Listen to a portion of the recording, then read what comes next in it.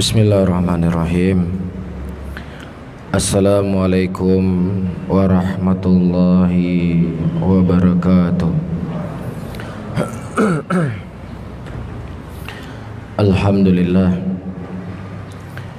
Alhamdulillahi hamdan katsira thayyiban mubarakan fih, mubarakan alaih, kama yuhibbu rabbuna wa yarda.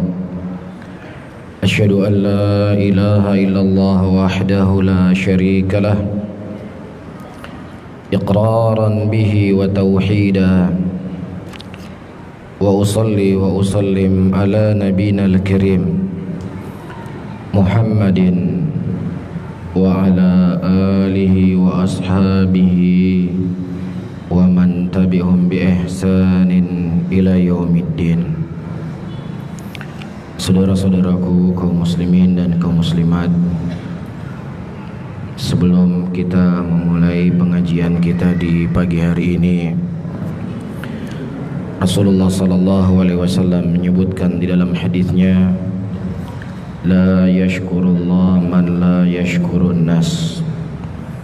Tidaklah seseorang dikatakan bersyukur kepada Allah siapa yang tidak bersyukur kepada manusia. Kami ingin haturkan terima kasih, jazahumullahu khairan, kepada DKM Masjid. Mudah-mudahan apa yang mereka lakukan mendapatkan keutamaan sebagaimana yang dikhabarkan oleh Rasulullah sallallahu alaihi wasallam, man sanna sunatan fil Islam sunatan hasanatan falahu ajrun wa ujurun man tabi'ahu wa la yanqusu dzalika syai'un. Barang siapa yang seseorang membuat perkara-perkara yang baik di dalam agama ini, maka dia akan mendapatkan pahala dan pahala orang-orang yang mengikuti kebaikan tersebut. Amin ya rabbal alamin. Sebagaimana yang telah kita ketahui, materi pengajian kita di hari ini tentang tragedi terbunuhnya Amirul Mukminin Utsman bin Affan radhiyallahu taala anhu. Dan di antara sebab-sebab kekokohan hati, sebab-sebab keistiqomahan, sebagaimana Allah Subhanahu wa taala sebutkan di dalam Al-Qur'anul Karim, wa kullan naqussu 'alaika min amba'ir rasul ma nuthabbitu bihi fuadak. Sesungguhnya kami mengisahkan kepada engkau wahai Muhammad dari kisah-kisah para nabi dan para rasul yang dengannya kami ingin mengokohkan hatimu. Oleh karena itu Rasulullah ketika diuji oleh Allah dengan ujian yang begitu berat, ketika dicoba oleh Allah di dalam mengemban dakwah, di antara sesuatu yang beliau jadikan sebagai hiburan, sebagaimana yang disebutkan oleh Imam Bukhari dalam sahihnya, Rasulullah mengatakan, laqad udhiya Musa akthar min hadza fasabara. Dan sungguh Nabi Musa telah diuji oleh Allah Subhanahu wa taala lebih berat daripada yang saya rasakan, tetapi Nabi Musa beliau bersabar. Kenapa Rasulullah berucap dengan ucapan seperti ini? Karena Allah menceritakan dalam Al-Qur'anul Karim bagaimana ujian dan cobaan yang dihadapi oleh Musa, yang dihadapi oleh kaum Musa di dalam mereka menjalankan agama. Ketika Fir'aun mengancam kaum Nabi Musa untuk dibunuh, disalib, untuk mereka meninggalkan agama Nabi Musa, apa jawaban mereka? Qalu lan nu'thiruka ala ma ja'ana minal bayinat. Wahai Fir'aun, tidaklah memberikan pengaruh sedikit pun kepada kami ancamanmu dari apa yang telah datang kepada kami dari bayinat yang datang dari Musa. Apa kemudian kata kaum Nabi Musa juga? Faqdi ma anta qadhin innama taqdi hadhil hayatad dunya. Wahai Fir'aun, lakukanlah apapun yang ingin kau lakukan kepada kami.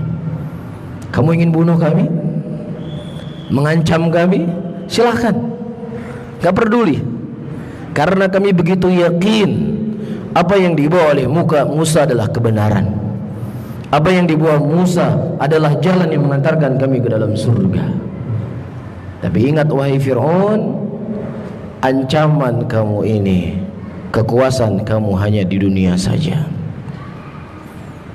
Karena kamu punya kerajaan, kamu punya tentara. Tapi ingat, kelak di yaumul qiyamah engkau akan diadili oleh Allah Subhanahu wa ta'ala. Ini hikmah pelajaran yang sangat berharga untuk Nabi kita Muhammad sallallahu alaihi wasallam dan juga untuk kita, untuk mengokohkan hati kita. Apapun yang antum hadapi hari ini dari ujian dan cobaan,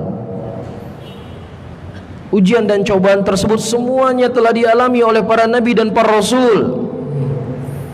Tetapi tentunya ujian kita hadapi hari ini sangat sedikit dibandingkan dengan mereka. وَلَنَبْلُوَنَّكُمْ بِشَيْءٍ مِنَ الْخَوْفِ وَالْجُوعِ وَنَقْصٍ مِنَ الْأَمْوَالِ وَالْأَنْفُسِ وَالثَّمَرَاتِ وَبَشِّرِ الصَّابِرِينَ.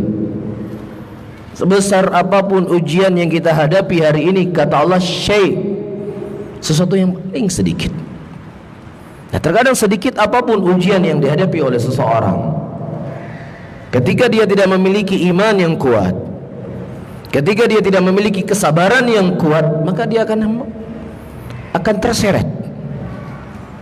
Nah, ini fungsi diantara faidah kita mempelajari kisah-kisah para nabi, kisah-kisah para rasul, kisah-kisah as-salihin dari kalangan sahabat Rasulullah sallallahu alaihi wasallam, agar bisa mengokohkan hati kita di atas agama Allah Subhanahu wa ta'ala.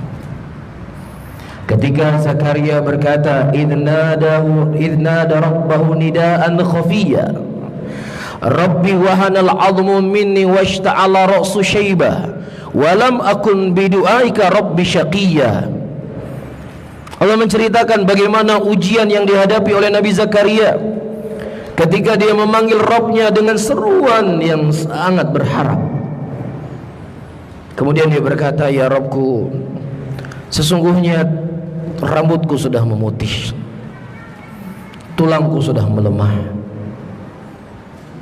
ya, tetapi aku tidak pernah sekalipun kecewa berdoa kepadamu. Apa yang beliau minta? Beliau minta seorang anak. Kita pasti ya dalam menghadapi kehidupan sudah menikah sekian tahun, 10 tahun, 20 tahun, 30 tahun belum punya anak. Ada obatnya. Allah ceritakan dalam Al-Quran bagaimana kondisi Nabi Zakaria sudah tua, rambutnya sudah memutih, tulangnya sudah lemah, istrinya sudah akhirnya sudah tidak bisa memiliki anak. Tetapi bersamaan dengan itu beliau berkata, walam akun bidu'aika Rabbi syaqiyya, aku tidak pernah sekalipun kecewa berdoa kepadamu wahai Rabbku. Ini kan pelajaran sangat berharga buat kita. Terkadang kita baru berdoa 1 hari, 2 hari, baru berdoa 1 bulan, 2 bulan. Kenapa ya doa saya nggak dikabulkan? Baru 1 bulan, baru 1 bulan kita berdoa. Ya, bulan kedua, wah ini terakhir nih, tanggal 30 bulan depan nggak dikabulkan juga, sudah stop doa. Maubillah. Nah, ketika kita mempelajari kisah-kisah seperti ini, mempelajari kehidupan para nabi dan para rasul, mereka diuji oleh Allah dengan ujian yang begitu berat. Tapi subhanallah, tidak pernah mereka suudzon sedikit pun kepada Allah Subhanahu wa ta'ala. Ini diantara pelajaran yang paling terpenting, diantara pelajaran-pelajaran yang antum harus pelajari selain akidah, selain ilmu tauhid, kisah kehidupan mereka. Dan pada pagi menjelang siang hari ini, saya khususkan kita baca tragedi terbunuhnya Amirul Mukminin Utsman bin Affan radhiyallahu taala anhu. Dan saya yakin antum yang hadir di sini sudah sering mendengar bagaimana ya orang-orang Khawarij membunuh Utsman. Namun ada cerita-cerita yang menarik di balik sebelum terbunuhnya beliau. Pembahasan ini saya akan bagi dalam 3 pembahasan. Pembahasan yang pertama, apa sebab terjadi pembunuhan Utsman? Kedua, apa saja dosa-dosa yang dianggap Utsman berbuat dosa oleh orang Khawarij sehingga mereka menghalalkan darah Utsman. Yang ketiga, kita akan menjawab ya tuduhan-tuduhan yang dituduh oleh orang-orang Khawarij kepada Amirul Mukminin Utsman bin Affan radhiyallahu taala anhu wa ardhah. Yang sebagian tuduhan-tuduhan tersebut ya terkadang kita dapatkan di kondisi kita hari ini, sehingga kita setiap ibrah, setiap ujian, setiap pelajaran yang pernah terjadi sebelum kita ini sebenarnya adalah untuk uji, untuk pelajaran kita setelahnya. Banyak sekali faedah yang disebutkan oleh para ulama kita, dan tentunya mungkin keterbatasan ilmu saya ya mungkin hanya sedikit yang bisa saya sampaikan pelajaran dan mau'izah dari kisah ini. Pertama, ayyuhal ikhwah rahimani wa rahimakumullah, sebab pertama adalah seorang laki-laki Yahudi yang bernama Abdullah bin Saba. Laki-laki yang fenomenal ini telah terjadi perselisihan pendapat dari kalangan Syiah. Apakah dia ini adalah tokoh yang memang nyata atau dia ini tokoh fiktif yang sengaja diisukan oleh Sunni untuk menjatuhkan Syiah? Jelas ya? Nah, di antara tokoh-tokoh Syiah yang menganggap ini merupakan tokoh fiktif adalah Murtada Al-Askari, seorang tokoh Syiah. Dalam kitabnya Abdullah bin Saba, dia menulis kitab Abdullah bin Saba. Dan yang kedua, ia mengingkari adanya tokoh Abdullah bin Saba dari kalangan Syiah, Thaha Husain, di dalam kitabnya Ali wa Banu, Ali dan anak-anaknya.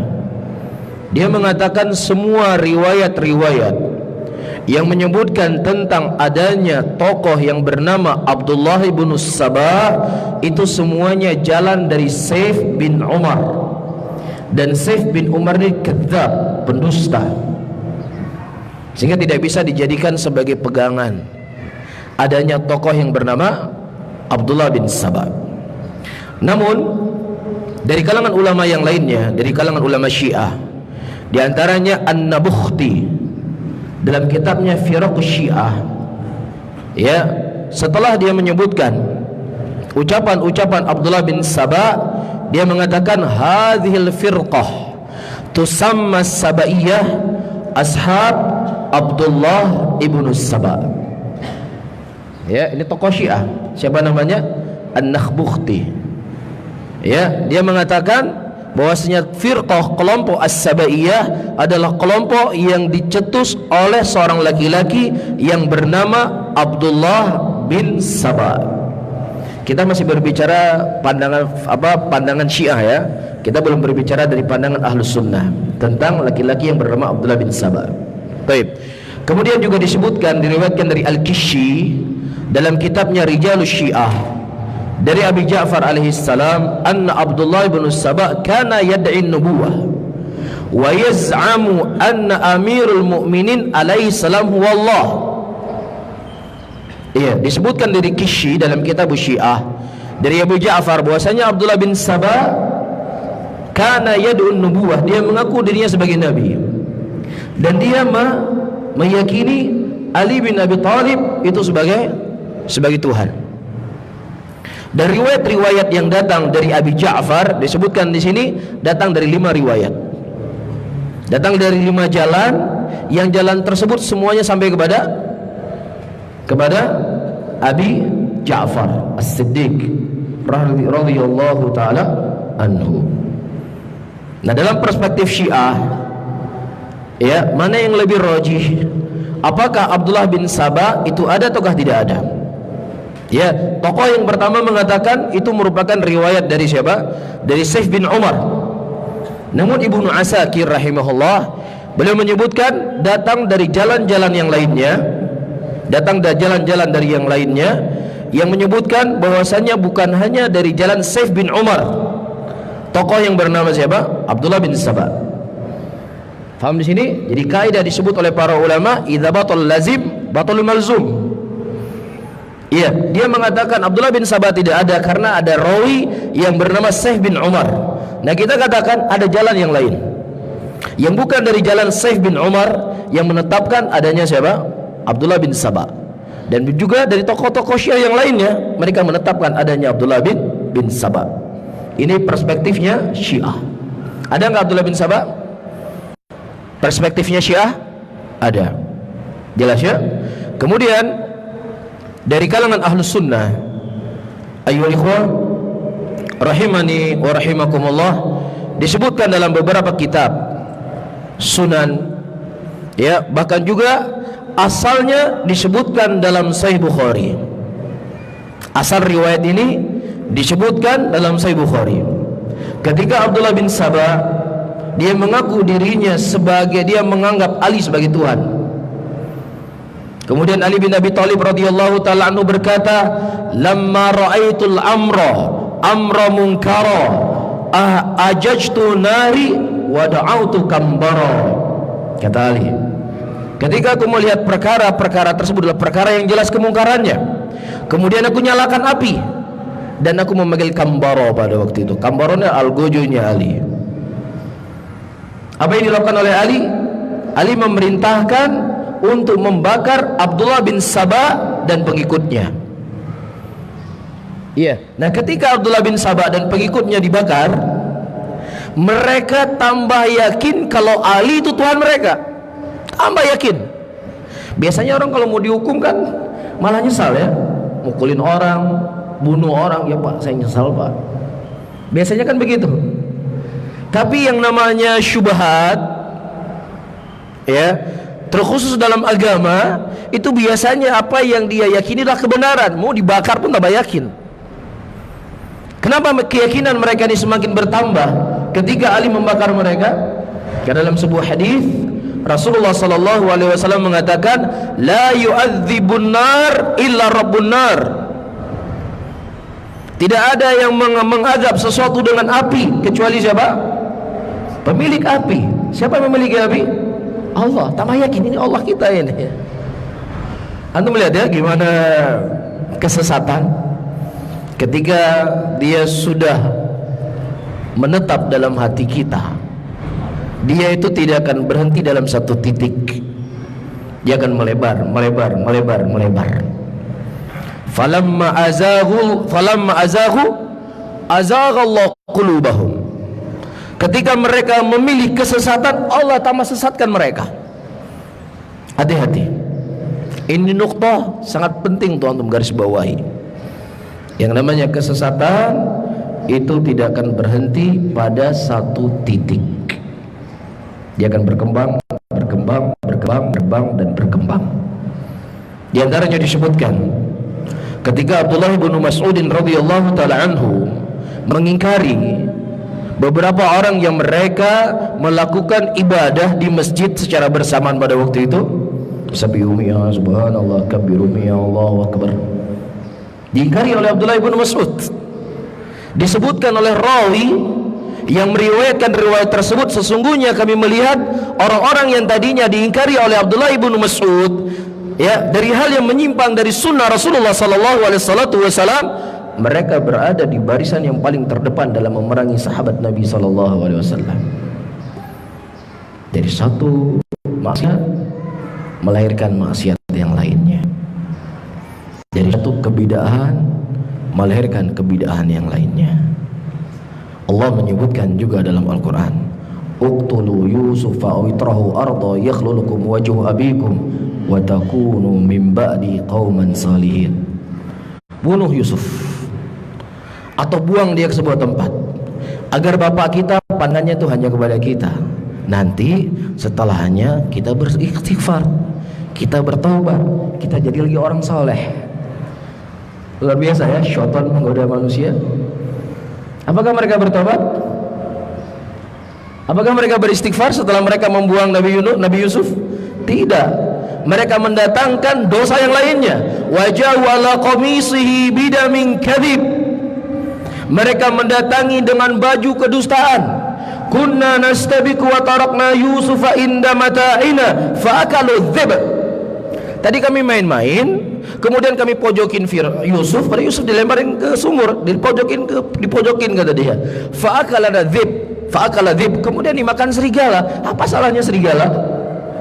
Serigala dia di hutan, tiba-tiba dituduh dia membunuh Yusuf. Makanya sering digunakan istilah oleh para ulama, dia berlepas diri dari perkara ini sebagaimana serigala berlepas diri dari darahnya siapa? Yusuf. Antum melihat ya? Apakah mereka bertaubat? Tidak bertaubat. Satu maksiat akan melahirkan maksiat yang lainnya. Satu dosa akan melahirkan dosa yang lainnya. Satu penyimpangan akan lahir penyimpangan yang lainnya. Dia tidak berhenti dalam satu titik. Hati-hati. Jaga pertahanan kolbu kita. Jangan sampai dimasuki oleh syaitan. Satu pertahanan hancur, akan hancur pertahanan selanjutnya. Kemudian ayyuhal ikhwah rahimani wa rahimakumullah, apa yang dibuat oleh Abdullah bin Saba? Ya, apa yang dilakukan oleh dia dalam fitnah terbunuhnya Amirul Mukminin Utsman bin Affan radhiyallahu taala anhu. Ya, karena waktu kita sempit, saya mungkin mengambil intisari yang dilakukan oleh orang-orang Syiah. Mereka menulis surat atas nama Aisyah, atas nama Talha bin Ubaidillah, atas nama Ali bin Abi Thalib, dan beberapa sahabat-sahabat Rasulullah SAW yang lainnya, yang kemudian surat tersebut disebarkan ke Kufah, disebarkan ke Basrah. Mereka nggak menyebarkan ke Madinah, karena dia tahu di Madinah itu banyak ulama, banyak fuqaha. Tetapi yang dia sebarkan memang di tempat-tempat yang sering terjadi fitnah, yang mudah termakan dengan apa? Isu-isu. Kufah, Basrah, dari dulu memang seperti itu. Ya, orang yang paling repot untuk diurus ya mereka sudah. Basrah, Kufah. Antum pernah dengar Sa'id bin Amir al-Jumahi? Pernah dengar? Seorang sahabat yang pernah menjadi gubernur di zaman pemerintahannya Umar bin Khattab. Penduduk Kufah pada waktu itu mengirim surat kepada Umar bin Khattab. Mereka mengadu kepemimpinan Sa'id bin Amir al-Jumahi. Pertama diadukan, si Sa'id ini ya, dalam 1 bulan 1 hari dia nggak keluar kepada kami, entah kemana dia perginya. Kedua, si Sa'id ini setiap malam dia menutup pintu kepada kami. Dia nggak terima laporan dari rakyatnya. Ini nggak becus nih gubernur seperti ini. Yang ketiga, dia terkadang suka terlambat untuk mengurusi hajat-hajat kami. Yang keempat, terkadang ketika kami mengajak dia bicara termenung dia. Ini kira-kira kekeliruan nggak? Hah? Keliru nggak kira-kira? Ini yang diadukan kepada Umar bin Khattab.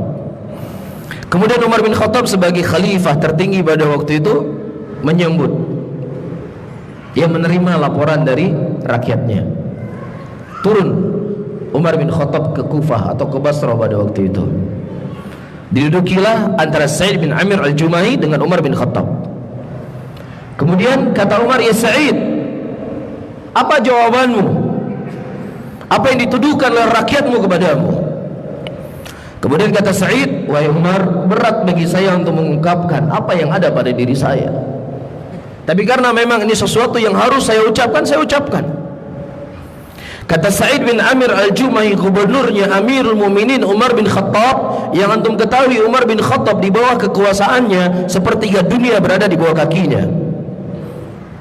Kata Sa'id bin Amir al-Jumahi, "Wa Amirul Mukminin, Saya punya baju hanya baju saya di badan ini saja. Saya tidak punya baju yang lain. Sehingga dalam 1 bulan saya mencuci sekali baju saya dan saya tidak punya baju untuk keluar dari rumah saya. Ini pemimpin dari pemimpinnya Islam. Ini seorang gubernur dari gubernurnya Umar bin Khattab radhiyallahu taala anhu. Yang kedua, wa Amirul Mukminin. Di pagi hari saya sudah sibuk mengurusi mereka. Saya ingin menghabiskan waktu saya di malam hari dengan Allah Subhanahu wa taala. Saya enggak ingin ada orang yang mengganggu saya ketika saya bermunajat kepada Allah. Sudah cukup saya mengurusi mereka dari pagi sampai sore hari. Yang ketiga, saya tidak punya pembantu di rumah. Enggak ada yang berkhidmat kepada saya dan istri saya. Sehingga sebelum saya mengurusi rakyat saya mengurusi dulu urusan rumah saya mencari kayu bakar, membantu istri saya untuk bekerja di rumahnya. Subhanallah. Kita ya bukan gubernur ya, cuman kerja biasa, nggak sempat bantu istri. Jangankan bantu istri, jemput anak ke sekolah nggak sempat. Ini gubernur loh ya. Gubernurnya Sa'id, gubernurnya Umar bin Khattab. Kemudian yang keempat, wahai Umar, ketika mereka mengajak saya bicara, saya selalu teringat ketika Khubayb rahimahullah radhiyallahu ta'ala anhu disiksa oleh musyrikin, yang kemudian beliau dibunuh dalam keadaan zalim, dan saya hadir di situ wahai Umar, dan saya tidak bisa membantu Khubayb pada waktu itu. Saya takut akan ditanya oleh Allah kelak di yaumul qiyamah. Ini yang selalu beliau fikirkan termenung. Subhanallah. Begini keadaan dan kondisi para sahabat Nabi sallallahu alaihi wasallam. Tapi kita kembali kepada kisah kita. Kemudian ayyuhal ikhwah, apa isi suratnya yang dia kirim ke Kufah, ke Basrah? Antum lihat ya, Ahlul Batil ketika dia butuh Aisyah, nama besar Aisyah dipakai. Untuk apa? Untuk menjalankan misi sesatnya. Tapi ketika dia tidak butuh kepada Aisyah, dia lempar, dia caci maki ibu kita. Begitulah Ahlul Batil dari zaman dahulu, bukan hanya di zaman sekarang. Ketika orang-orang Yahud dengan segala kekufuran, dengan segala kecurangan yang ada pada diri mereka, begitu juga Nasrani, mereka menganggap bahwasannya Nabi Ibrahim itu mereka berjalan di atas jalannya Nabi Ibrahim. Semuanya mereka mengaku demikian, mengambil nama-nama besar untuk mendompleng kesesatannya mereka. Allah Subhanahu wa taala membantah apa yang mereka yakini dalam Al-Qur'an, apa yang mereka akui dalam Al-Qur'an. Maka Ibrahimu Yahudiyya wala Nasraniyya walakin kana hanifan muslima. Tidaklah Ibrahim itu seorang Yahudi, dia tidak pula seorang Nasrani, tapi dia seorang Muslim yang lurus. Allah bantah. Ini jalan-jalannya Ahlul Batil, selalu mendompleng nama-nama besar untuk kemudian mereka apa? Menyebarkan kebatilan mereka. Salah satunya di sini, istri Nabi adalah orang yang sangat dihormati sekali, sangat dihormati. Apa yang mereka sebarkan hoax pada waktu itu? Ya, dalam surat tersebut mereka menulis istri Nabi, Ali, sahabat-sahabat Rasul menginginkan kita semuanya untuk menjatuhkan Utsman. Nam taraktumuhu kathawbin naqi minad danas thumma qarabtumuhu tadhbahuhu. Nam kama yudbahu syah. Ini isi surat yang mereka tulis atas nama Aisyah. Iya, taraktumuhu, tinggalkan si Utsman itu, cabut dia dari khalifahnya. Copot dia seperti kalian mencopot pakaian yang ternajisi dari badan kalian, dan dekati dia, sembelih dia seperti kalian menyembelih seekor sapi, seekor kambing. Ini sih suratnya. Ngeri nggak? Jadi berita-berita hoax itu bukan hanya di zaman sekarang, dari zaman dulu ini yang mereka gunakan untuk manas-manasi rakyat. Kemudian Masruq ibnu Ajda al-Hamdani al-Wadi'i, seorang imam dari imam tabi'in, Beliau datang kepada Aisyah radhiyallahu taala anha, beliau tabayun. Iya, kata Masruq, "Hadza amaluki, katabti ila nas ta'murnihim bil khuruj ilaih." Wahai Aisyah, apakah ini amalan engkau? Apakah ini perbuatanmu? Engkau menulis surat kepada manusia dan memerintahkan mereka untuk menjatuhkan Utsman? Apa kata Aisyah radhiyallahu taala anha?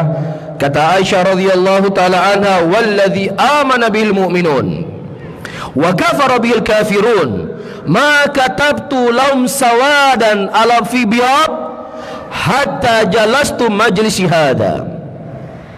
Kata Aisyah radhiyallahu taala anha, dan demi zat yang orang-orang beriman kepadanya dan orang-orang kafir kufur kepadanya, tidak pernah aku menulis sesuatu yang hitam di atas yang putih semenjak aku duduk di sini.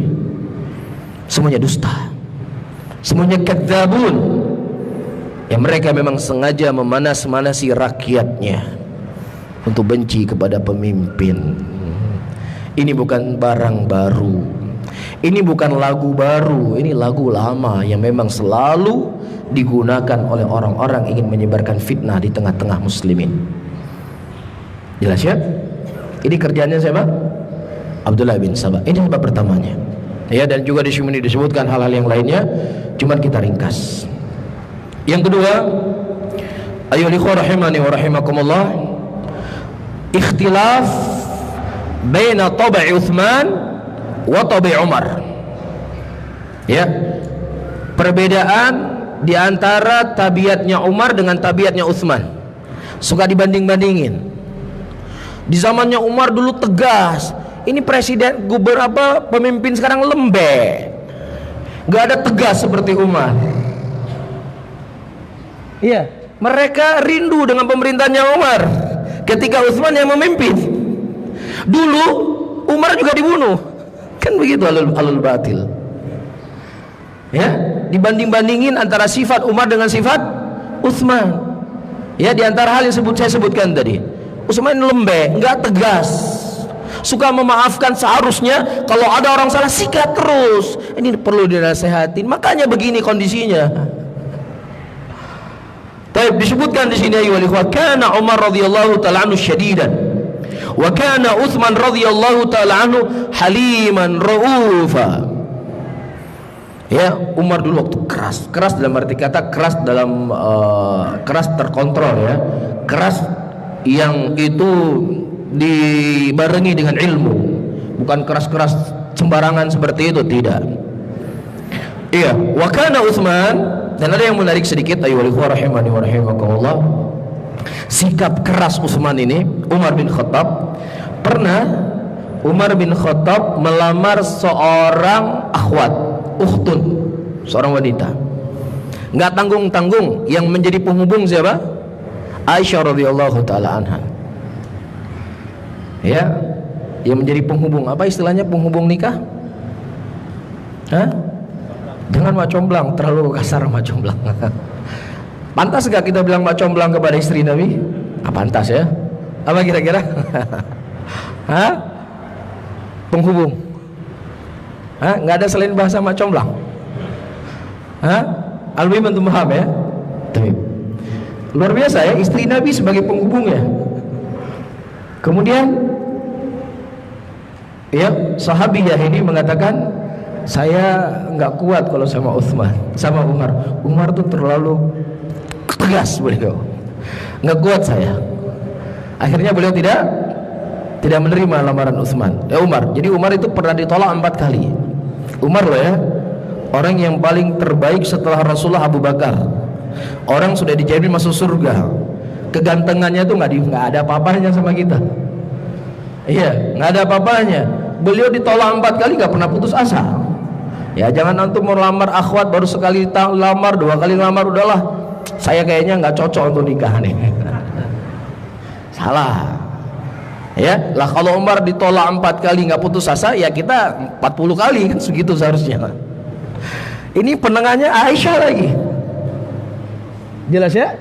Taib. Kemudian ayyuhal ikhwah rahimani wa rahimakumullah, Ghairu annahu lam yakun dha'ifan kama yadai katsirun minan nas. Tetapi kelembutan yang dimiliki oleh Utsman ini bukan berarti beliau lemah, beliau lembek, nggak bisa meletakkan sesuatu pada tempatnya, tidak. Sebagaimana yang dituduhkan oleh orang-orang pada waktu itu. Iya, namun Utsman bersikap tidak terlalu beliau lebih memaafkan atau lebih memberikan waktu, karena memang tibaahnya manusia semakin hari semakin berbeda. Nabi mengatakan dalam hadisnya, la yati zamanun illa ba'dahu syarrun minhu. Tidak datang sebuah zaman kecuali zaman sebelumnya itu lebih jelek dari zaman setelahnya. Zaman setelahnya lebih jelek.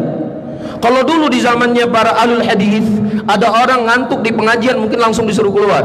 Di zaman sekarang mungkin nggak kita praktekkan seperti itu, nggak bisa. Dia sudah datang ke masjid, hadir di masjid sudah sangat syukur, walaupun tidur nggak ada masalah. Karena memang tabiatnya manusia sekarang sudah seperti ini. Kalau dulu, habis kalau dulu, ya enggak? Nah, dengan kefakihannya Utsman bin Affan radhiyallahu taala anhu, ya, beliau tidak bisa bersikap sebagaimana sikapnya Umar, karena memang manusia sudah semakin jauh dengan zaman kenabian. Sampai-sampai kata Abdullah ibn Umar, wallahi laqad naqamu ala Utsman asya law fa'ala Umar lama takalam minum ahadun. Kata Abdullah ibn Umar, wallahi mereka telah menjelekan Utsman bin Affan radhiyallahu taala anhu dari perbuatan-perbuatan yang beliau lakukan. Kalau seandainya perbuatan tersebut dilakukan oleh Umar, mereka tidak mengingkarinya. Bisa difahami? Inilah yang menjadi sebab kefakihannya Utsman. Kenapa beliau tidak bisa bersikap seperti Umar bin Khattab? Kondisi keadaan manusia itu sudah berbeda, dan ini menjadi pemicu untuk mereka ingin mengganti pemimpin yang lebih tegas, yang lebih kuat, yang lebih berwibawa, seperti Umar bin Khattab radhiyallahu taala anhu wa arda. Ini kedua. Yang ketiga, ya rahimani wa rahimakumullah, ar-rakha alladhi asaba al-ummatul islamiyah. Di zamannya Utsman bin Affan radhiyallahu taala anhu, perekonomian masyarakat waktu itu sangat luar biasa. Luar biasa. Sampai-sampai ya, mereka berkata, ta'alu ibadallah khudhu nasibakum minal mal. Ta'alu ibadallah khudhu nasibakum minal asal. Ayo kemari ini ambil bagian kalian dari harta. Ayo kemari ini ambil bagian kalian dari madu. Orang dipanggil untuk ambil harta. Karena saking apa? Saking pesatnya perekonomian pada waktu itu. Ya, jadi perekonomian sudah meningkat, lain lagi yang dibahas. Bisa difahami ya? Ya, al-isyarah al-labib yakfil isyarah. Orang yang berakal cukup dengan isyarat. Ya, dari sisi perekonomian nggak ada salahnya Utsman. Makmur, sentosa, nggak ada kekurangan apapun. Harga dolar nggak naik, semua nggak naik. Tetapi datang dari sisi lain, lembek Utsman. Memang hawa nafsu, rahimani wa rahimakumullah, ini memang sesuatu yang nggak ada ujungnya, nggak ada ujungnya, karena hawa nafsu. Ya, kalau seandainya mungkin tidak terjadi hari ini yang lain lagi akan dibahas. Makanya Imam Syafi'i rahimahullah, beliau berkata, lian alqallah bikulli dzambin ma'ada syirki. Dengan aku bertemu dengan Allah subhanahu wa ta'ala dengan segala dosa kecuali syirik, lebih aku cintai daripada aku bertemu dengan Allah, aku membawa hawa nafsuku. Karena hawa nafsu ini sumber segala kesesatan, segala kekufuran. Bisa difaham ya? Taib. Nah, karena masyarakat pada waktu itu mereka kelapangan harta, mereka orang yang makmur, sehingga orang-orang kaya itu biasanya egois. Biasanya ila rahimahullah, ya saya katakan ila rahimahullah, egois, kurang bersyukur dengan nikmat yang Allah berikan. Saya ulangi kembali, ila man rahimahullah, kecuali orang yang dikecualikan oleh Allah subhanahu wa ta'ala. Ya, suka merendahkan orang lain. Ya, mereka menganggap kami lebih kaya daripada si Utsman. Apa ini Utsman seperti ini, sehingga lebih merendahkan, menjatuhkan. Ini sebab yang ketiga. Sebab yang keempat, ayyuhal ikhwah rahimani wa rahimakumullah, ya, orang-orang penduduk asli Madinah, ya, kabilah-kabilah besar, setelah wafat Rasulullah sallallahu alaihi wasallam, ada di antara mereka murtad dan kemudian diperangi oleh Abu Bakar As-Siddiq radhiyallahu taala anhu. Ada sebagian mereka masuk Islam dengan apa?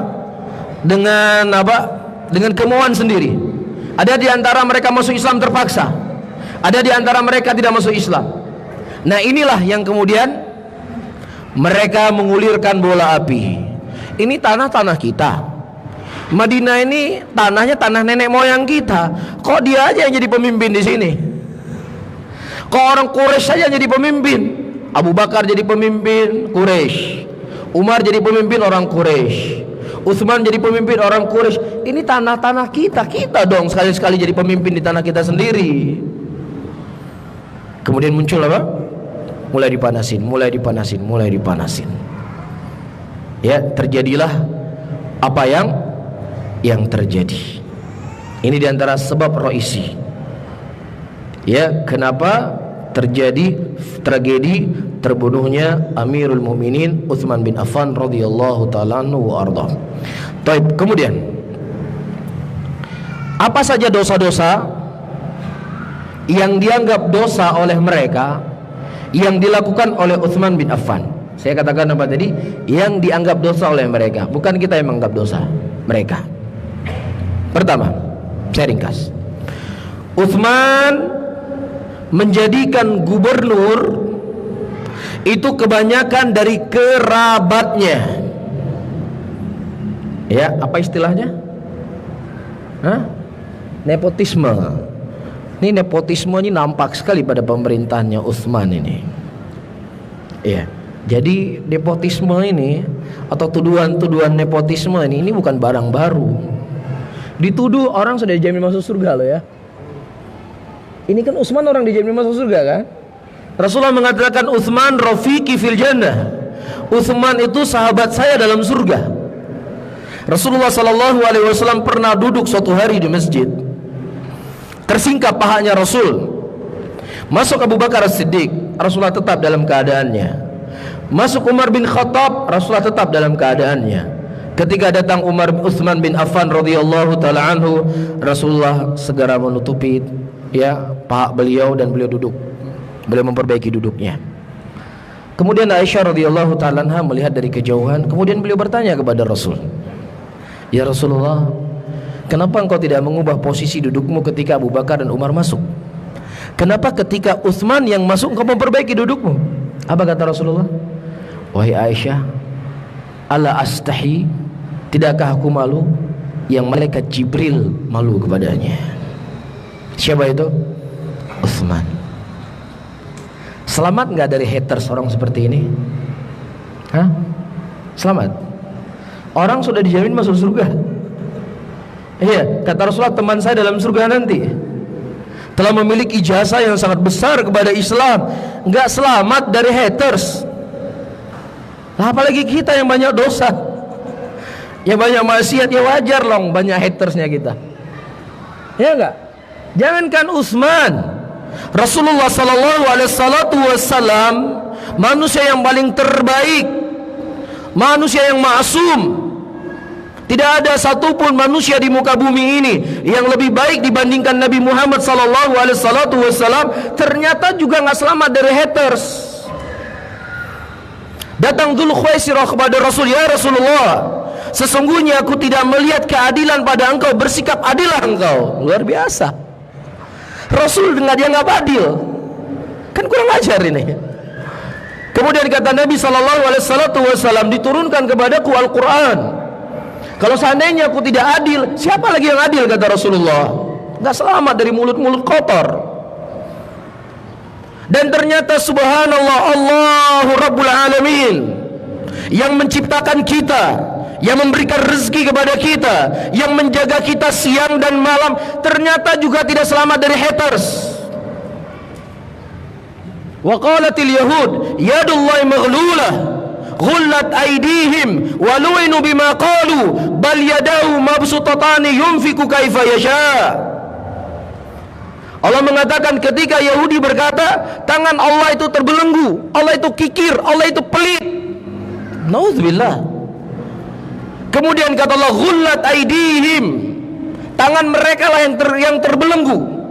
Waluinu bima qalu, dan mereka dilaknat apa yang mereka ucapkan. Bal yadahu, bahkan kedua tangan Allah itu terbuka.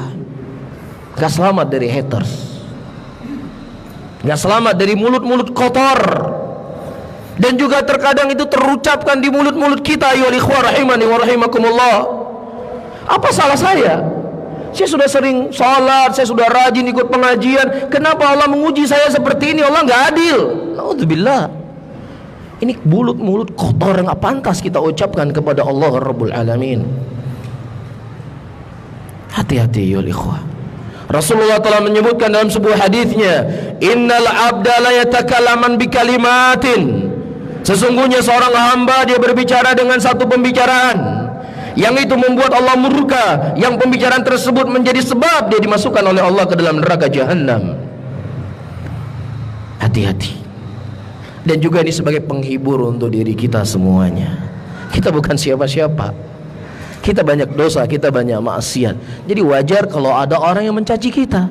Ketika ada orang yang mencaci kita, maka yang pertama yang harus kita lakukan apa? Bukan pembersihan diri, ya, bukan jumpa pers. Oh saya nggak kayak gitu, saya nggak begini, saya nggak begitu. Nggak perlu hal yang seperti itu. Tinggal kita introspeksi diri. Mungkin ini kesalahan saya. Pernah nggak Rasulullah Sallallahu Alaihi Wasallam ketika dikatakan sebagai pemecah belah umat, dikatakan orang gila, tukang penyihir? Nggak ada. Beliau sibuk-sibuk untuk membersihkan diri. Beliau fokus dengan apa yang beliau lakukan daripada dakwah. Bisa difahami ya? Baik. Kemudian saya sebut dulu dosa-dosa ini yang dianggap dosa. Nanti kita berusaha untuk menjawab ya satu persatu dari tuduhan-tuduhan tersebut. Baik. Yang kedua, ini sudah jam berapa? Berapa? Jam 10 pas. 10 pas. 10:10. Baik.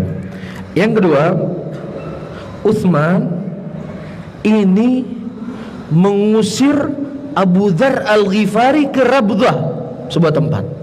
Bayangin coba, Abu Dzar Ghifari ini sangat dimuliakan oleh Rasulullah,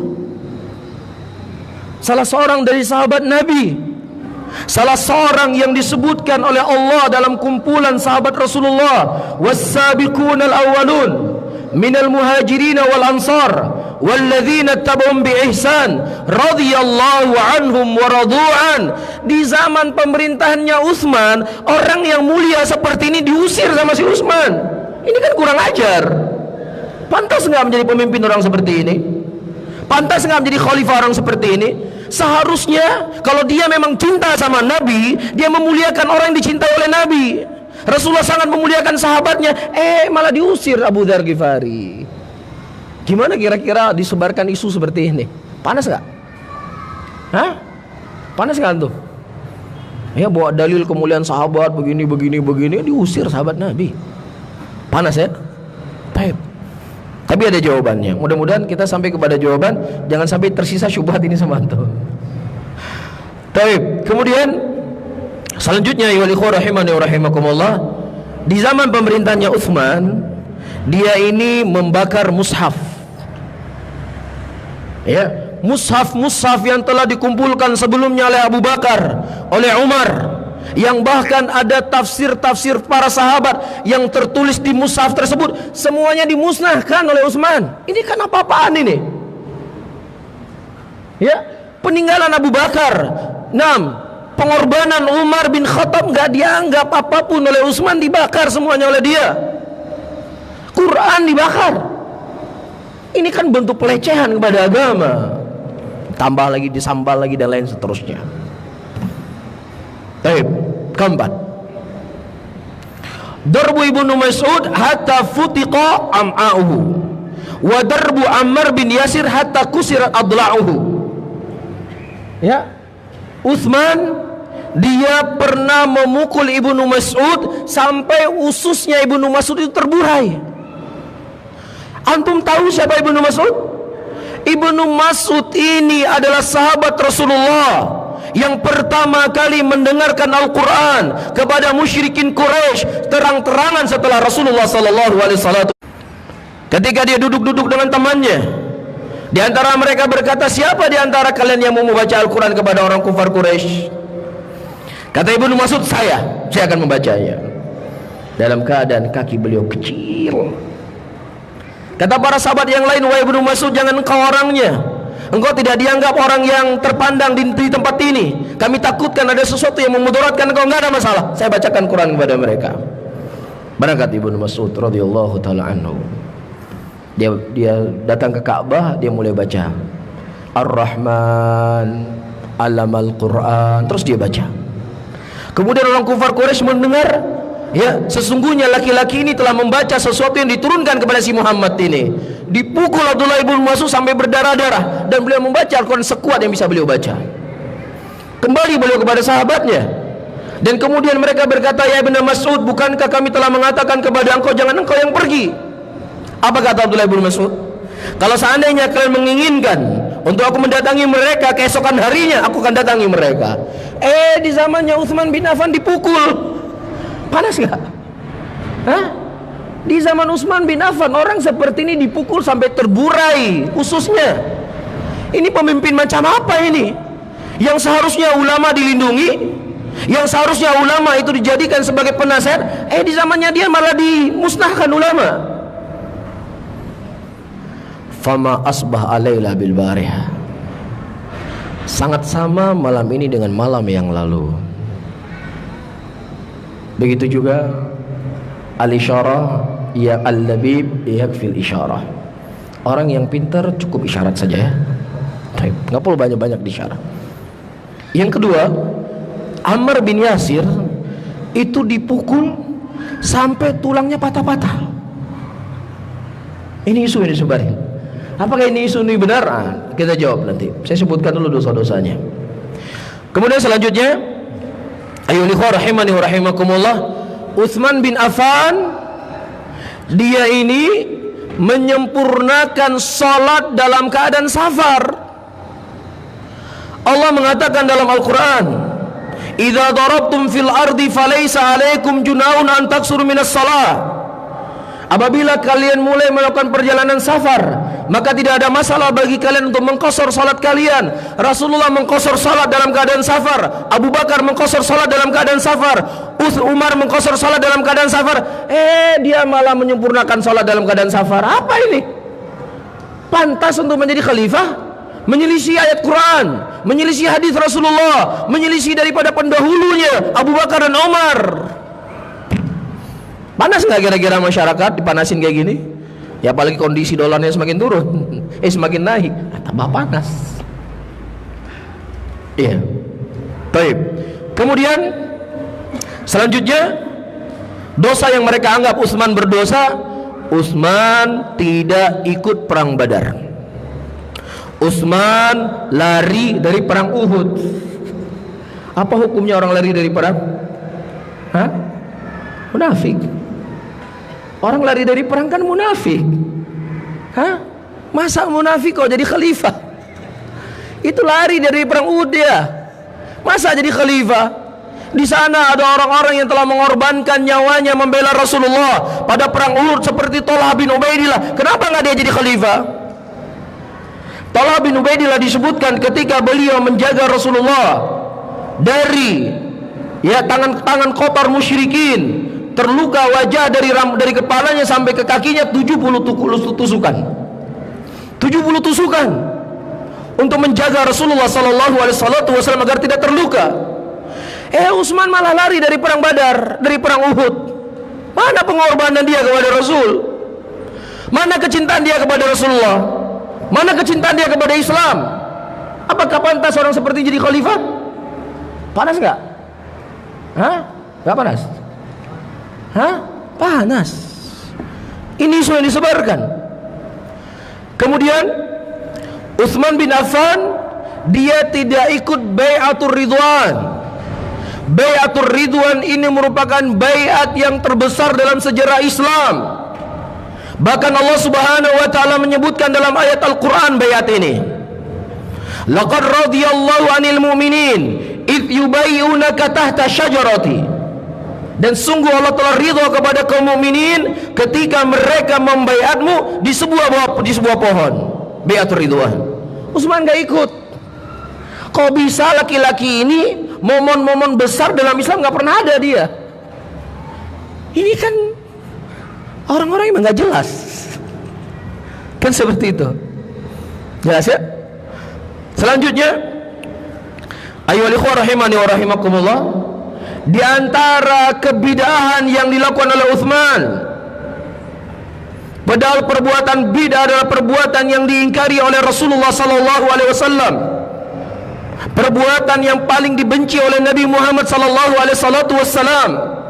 Sampai-sampai Rasulullah dalam khutbatul hajah selalu mengingatkan muslimin, wa khairul kalamu kalamullah wa khairul hadi hadi Muhammadin sallallahu alaihi wasallam wa syarrul umuri muhdatsatuha fa inna kulla muhdatsatin bid'ah wa kulla bid'atin dhalalah wa kulla dhalalatin finnar. Sebaik-baik ucapan adalah ucapan Allah, sebaik-baik petunjuk adalah petunjuknya Rasulullah sallallahu alaihi wasallam, dan sejelek-jelek perkara adalah perkara-perkara yang baru dalam agama. Utsman malah buat cuma 2 kali azannya. Enggak pernah Rasulullah azan cuma 2 kali. Enggak pernah Abu Bakar azan cuma 2 kali. Tidak pernah Umar mengumandangkan azan cuma 2 kali. Dia membuat perkara-perkara yang baru dalam agama ini, membuat sesuatu yang dibenci oleh Rasulullah sallallahu alaihi wasallam. Begitu banyak ternyata dosa Utsman bin Affan radhiyallahu ta'ala dalam tanda petik. Kemudian ayyuhal ikhwah rahimani wa rahimakumullah, ada beberapa lagi yang dianggap dosa. Mungkin saya cukupkan dari yang saya sebutkan tadi. Ada berapa? 4? Hah? 8? Taib. Al-muhim. Taib, kita jawab satu persatu. Apakah benar Utsman bin Affan radhiyallahu ta'ala anhu beliau menjadikan kerabat beliau sebagai gubernur? Dari data yang bisa dilihat dalam sejarah, benar. Utsman beliau memiliki 5 orang gubernur dari kerabatnya beliau. Yang pertama Muawiyah, yang kedua Abdullah bin Sa'ad bin Abi Saraj, yang ketiga Al-Walid ibnu Uqbah, yang keempat Sa'id ibnu Al-As, yang kelima Abdullah bin Amir. Ini dari kerabatnya Utsman bin Affan. Saya ulangi. Yang pertama Muawiyah, yang kedua Abdullah bin Sa'ad, yang ketiga Walid ibnu Uqbah, yang keempat Sa'id bin As, yang kelima Abdullah bin Amir. Inilah 5 orang yang menjadi gubernur di zaman pemerintahan Utsman bin Affan, yang kemudian mereka mencaci maki Utsman sampai menghalalkan darah beliau. Taib. Dan ternyata kita dapatkan gubernur-gubernur yang bukan dari kerabatnya Utsman bin Affan itu lebih banyak di zaman pemerintahan beliau. Di antaranya disebutkan Abu Musa al-Asy'ari, Qaqa bin Amr, Jabir al-Muzani, Habib bin Maslamah, Abdurrahman bin Khalid, Abul Awar, Hakim bin Salamah, Ash'ath bin Qais, Jarir bin Abdullah, Utbah bin Nahas, Malik bin Habib, Nasir al-Ajli, Asaib al-Aqra, Said bin Qais, Salman bin Rabi'ah, Khunais ibnu Khubais. Berapa orang? 17 orang. 17 orang menjadi gubernur di zaman pemerintahan Utsman bin Affan, bukan dari kerabatnya, yang kerabatnya cuma berapa? 5 orang saja. 17 banding 5. Berapa banding berapa? Hah? Berapa banding berapa? Al-muhim ya, 30-70. Banyak gak 30 banding 70? Hah? Kerabatnya cuma 30 orang, yang selain dari kerabatnya 70 orang. Banyak nggak 30 banding 70? Hah? Banyak nggak? Banyak ya? Berarti salah Utsman dong. Hah? Kan sangat sedikit. 5 dibanding 17. Bisa difahami? Bersamaan dengan itu ayyuhal ikhwah rahimani wa rahimakumullah, disebutkan oleh Syekhul Islam Ibnu Taimiyah rahimahullah di dalam fatwa beliau, la na'rif qabilatan min qabail Quraisy fiha umalu li Rasulillah sallallahu alaihi wasallam akthar min Bani Umayyah li'annahum kanu kathirin wa fihim syarafun wa su'adun. Kata Syekhul Islam Ibnu Taimiyah rahimahullah, kita tidak mengetahui satu kabilah pun dari kabilah-kabilah Arab yang paling banyak dipekerjakan oleh Nabi sallallahu alaihi wasallam lebih daripada Bani Umayyah. Muawiyah dari Bani Utsman dari Bani Umayyah. Ya, ketika Rasulullah masih hidup, justru yang paling banyak ditugaskan oleh Nabi dalam tugas-tugas yang besar adalah dari Bani Umayyah, dari sukunya Utsman bin Affan radhiyallahu taala anhu. Kenapa? Karena mereka, jumlah mereka banyak. Iya, dan banyak dari kalangan mereka orang-orang yang mulia, orang-orang yang terpandang. Jadi apa salahnya Utsman? Tidak ada kesalahan apapun yang dilakukan oleh Utsman dalam masalah ini. Iya, beliau mengikuti apa yang telah dilakukan oleh Al-Habib Muhammad sallallahu alaihi wasallam.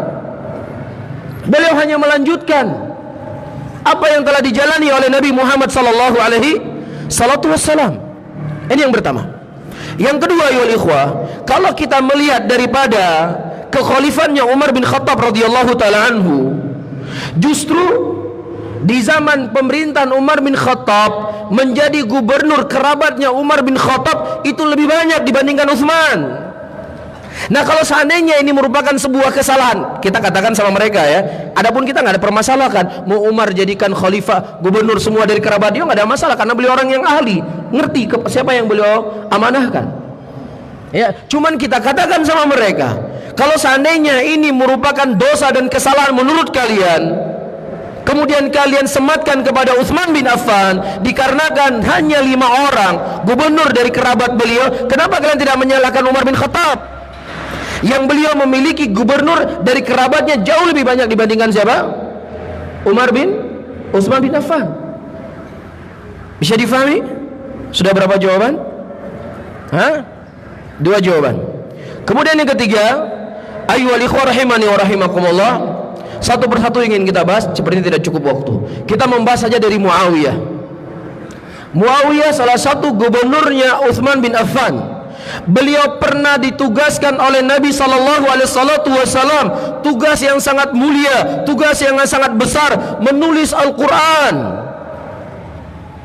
Rasulullah percayakan kepada Muawiyah menulis Al-Quran. Mana yang lebih besar tanggung jawab? Menulis Al-Quran atau sekadar menjadi gubernur? Hah? Mana yang lebih besar tanggung jawabnya?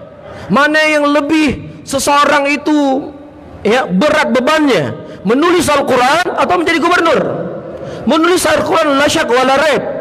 Rasulullah memilih Muawiyah, ya tugas yang sangat besar menulis Al-Quran, apalagi cuman urusan mengurusi bangkai anak kambing yang cacat. Serifami ya ikhwah? Ya, apa salahnya Muawiyah, apa salahnya Utsman? Kemudian kalian mencaci maki beliau, kemudian kalian membunuh beliau, apa salah beliau? Wallahi 0,1% tidak ada salah Utsman dalam masalah ini. Cuman ahlul batil, ahlul ahwa, matanya itu tertutup. Para ulama mengatakan, man ahabba syai'an, ketika seseorang menyukai sesuatu, mencintai sesuatu, maka akan buta matanya dan buta mata hatinya. Ketika dia mengikuti hawa nafsunya, maka tertutup semua kebaikan dilakukan oleh Utsman bin Affan. Tertutup semua sejarah-sejarah yang mulia yang dimiliki oleh Utsman bin Affan. Itulah hawa nafsu. Hati-hati. Hati-hati ayyuhal ikhwah rahimani wa rahimakumullah, hawa nafsu. Tidaklah syaitan, iblis diusir oleh Allah dari surga dan akan menjadi tokoh kekufuran sampai yaumul qiyamah, kecuali hawa nafsu yang ada dalam hatinya. Dia tahu keagungan Allah, dia tahu kebesaran Allah. Dia mengatakan dalam Al-Quran, "Fabi'izzatik", demi kemuliaanmu ya Allah. Dalam ayat yang lain Allah mengatakan, "La'aqudanna lahum siratakal mustaqim", sesungguhnya aku akan menyesatkan mereka semuanya dari jalanmu yang lurus ya Allah. Dia tahu Allah itu agung, Allah itu mulia. Dia tahu jalan Allah adalah jalan yang paling lurus. Cuman hawa nafsu, hawa nafsu. Dia lebih menyombongkan diri. Saya ini lebih mulia daripada dia, masa saya sembah dia? Khalaqtahu min tin wa khalaqtani min nar. Engkau ciptakan dia dari tanah, sementara engkau ciptakan saya dari api. Api itu lebih baik daripada tanah. Iya, ini iblis sudah tahu dia kemuliaan Allah dan keagungan Allah, diberikan nikmat oleh Allah, tinggal dalam surga, kemudian dia mengkufuri Allah cuman hanya sekedar gengsi. Kemudian dia menolak perintah Allah dengan kias yang fasidah, kias yang salah. Api, apa manfaatnya api? Api bermanfaat kalau dia masih jadi korek, bermanfaat. Lah kalau apinya besar, mau diapain api besar? Tanah, di situ orang bisa tinggal, bisa bangun rumah, bisa bercocok tanam, bisa bertani, bisa buat sawah. Di dalamnya ada api, ada air, ada sungai, semuanya ada dalam tanah. Dia tolak perintah Allah dengan akalnya, itu salah lagi. Faham ya?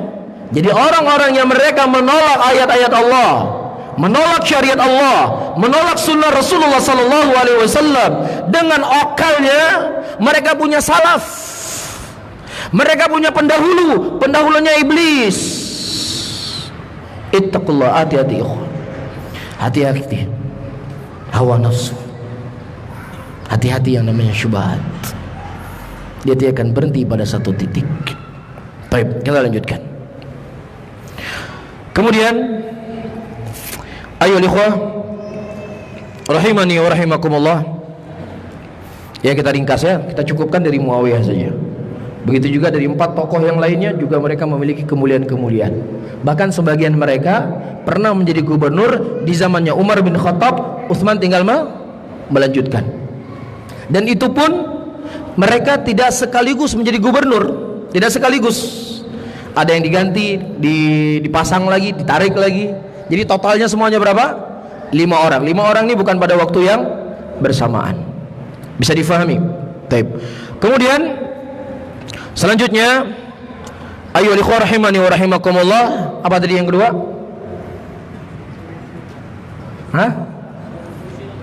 Mengusir Abu Dzar Al-Ghifari. Masya Allah, jazakallah khairan. Baik, ayo ikhwah rahimani wa rahimakumullah. Pada waktu itu terjadi perselisihan di antara Muawiyah radhiyallahu taala anhu dengan Abu Dzar Al-Ghifari, ya, tentang masalah fikih.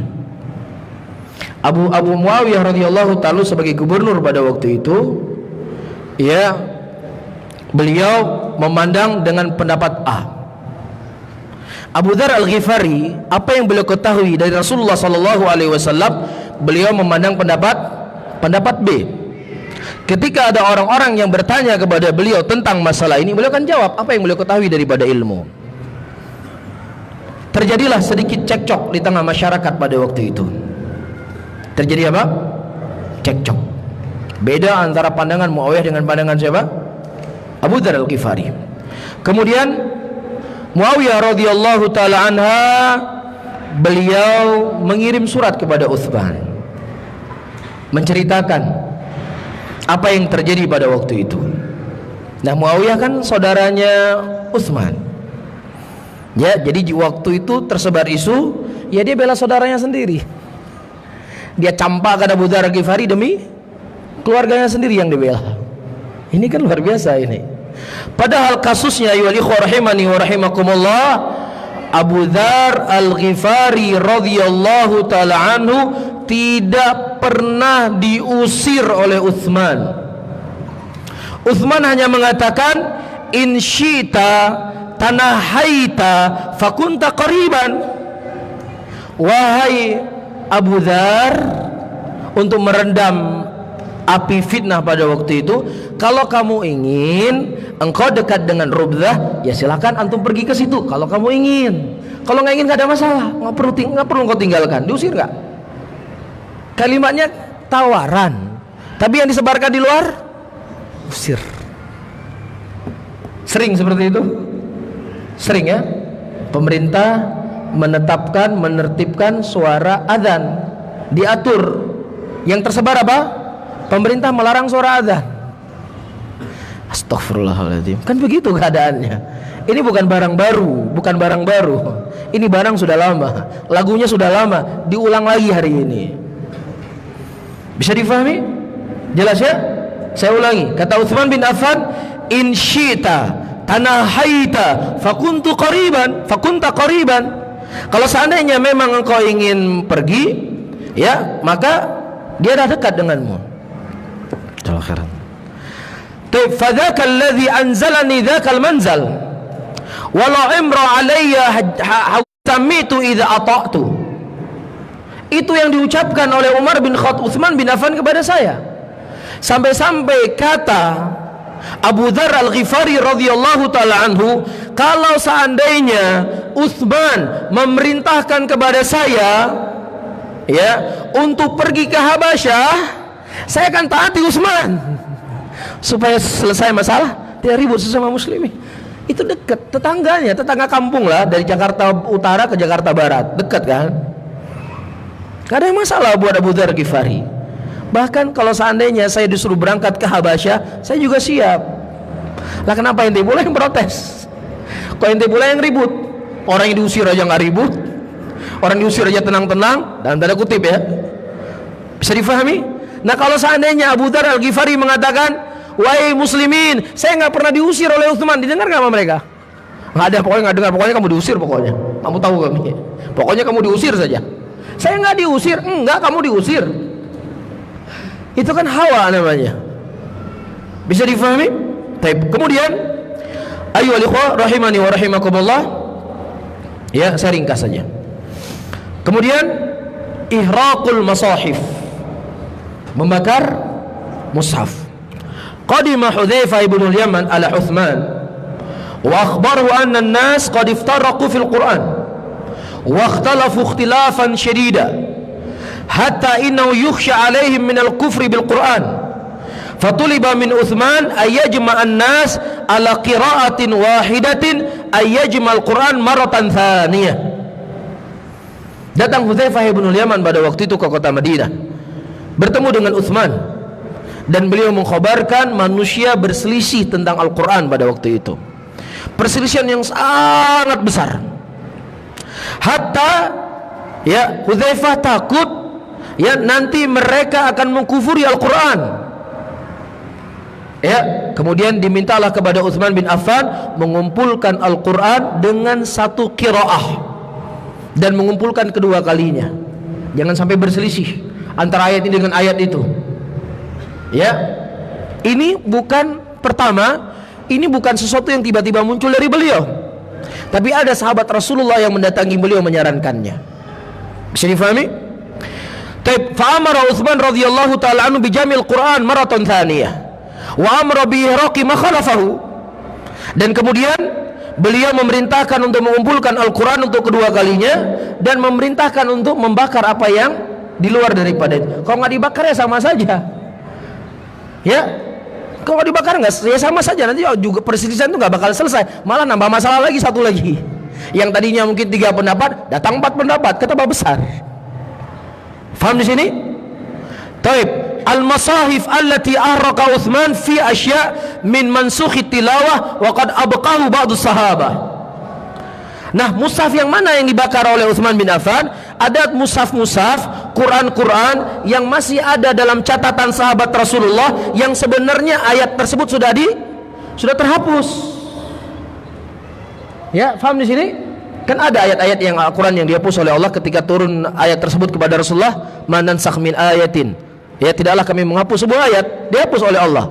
Nah, ayat-ayat yang dihapus tersebut masih tercatat dalam mushaf. Faham di sini? Itulah yang kemudian dihilangkan oleh Utsman bin Affan radhiyallahu taala yang bukan dari bagian dari ayat Quran. Faham di sini? Dan juga di situ ada tafsir para sahabat yang ditakutkan nanti orang akan berpikir itu bagian dari ayat Al-Quran. Faham? Ini kan menunjukkan kefakihannya Utsman. Ya, jangan-jangan ini namanya manusia. Apa saja yang tertulis hari ini kan apa saja tertulis bahasa Arab Al-Quran orang. Pernah dulu di Aceh kejadian, ya ada anak TK kan ada tulisan bahasa Arab, baitun, dakhala, kharaja. Ya mereka pasang-pasang kalimat itu, wah injak-injak Quran katanya. Padahal bahasa Arab cuman bahasa Arab. Jadi setiap yang berbahasa Arab Al-Quran. Ini yang ditakutkan oleh Utsman. Jangan sampai tulisan-tulisan tafsir dari sahabat dianggap sebagai Al-Quran. Dan sementara tidak ada satupun dari sahabat Rasulullah SAW yang mengingkari apa yang dilakukan oleh Utsman. Mereka semuanya ijma, sepakat. Dan ijma sahabat adalah hujjah dalam agama kita. Rasulullah mengatakan, la tajma ummati ala dhalalah. Umatku tidak pernah bersatu dalam kesesatan. Tidak ada satupun sahabat yang mengingkari, kecuali orang-orang bahlul yang datang dari Kufah dan Basrah. Taib. Kemudian mana jamnya? Masih lama ya. Taib. Kemudian ayyuhal ikhwah, ya Utsman memukul Ibnu Mas'ud sampai terburai ususnya, dan beliau memukul Ammar bin Yasir sampai tulang patah tulang-tulangnya. Jawabannya simpel saja, hadza kadzabun. Ini dusta. Kalau seandainya Abdullah bin Mas'ud terburai ususnya, masih bisa hidup nggak? Hah? Bisa ada dokter di sini. Masih bisa hidup nggak? Atau patahnya tulang, patah remuk tulangnya, masih bisa hidup? Ini dusta semuanya. Kadzab. Ya, dan demikianlah ahlul batil, ahlul ahwa. Dari zaman dahulu mereka menjual kedustaan. Kalau bukan kedustaan yang mereka jual di tengah-tengah muslimin, nggak bakal laku mereka. Cuman dusta saja yang mereka punya untuk mengelabui muslimin. Iya, untuk manas-manasi muslimin. Ya, ketika ahlus sunnah mereka membahas berselawat kepada Rasulullah, begini loh modelnya. Berdoa kepada Allah, begini loh modelnya. Berzikir kepada Allah, begini loh modelnya. Apa kesimpulannya? Mereka itu adalah orang-orang yang anti selawatan. Mereka adalah orang-orang yang nggak boleh berdoa. Mereka adalah orang-orang yang nggak boleh berzikir. Agama apa kalau kita nggak boleh berdoa? Agama apa orang nggak boleh berzikir? Agama macam apa kita tidak boleh berselawat kepada Rasulullah? Saya alamuna ghadan manil kadzabul asyir. Akan diketahui besok siapa sebenarnya para pendusta. Kita ingatkan diri kita dan mereka. Wala yajrimannakum syana'ana qaumin ala alla ta'dilu i'dilu wa aqrabu littaqwa. Janganlah dikarenakan kebencian engkau kepada suatu kaum kemudian kau tidak bisa bersikap adil. Bersikap adillah, sesungguhnya keadilan itu mendekatkan kepada ketakwaan. Seharusnya kalau kalian mau jujur, kalian katakan mereka itu tidak boleh berzikir, zikirnya kayak kita pakai musik. Tapi kalau zikirnya subhanallah boleh. Kan begitu seharusnya. Iya. Ya, mereka itu nggak boleh selawatannya dengan model-model kayak kita. Mereka punya selawat seperti ini dan seperti ini.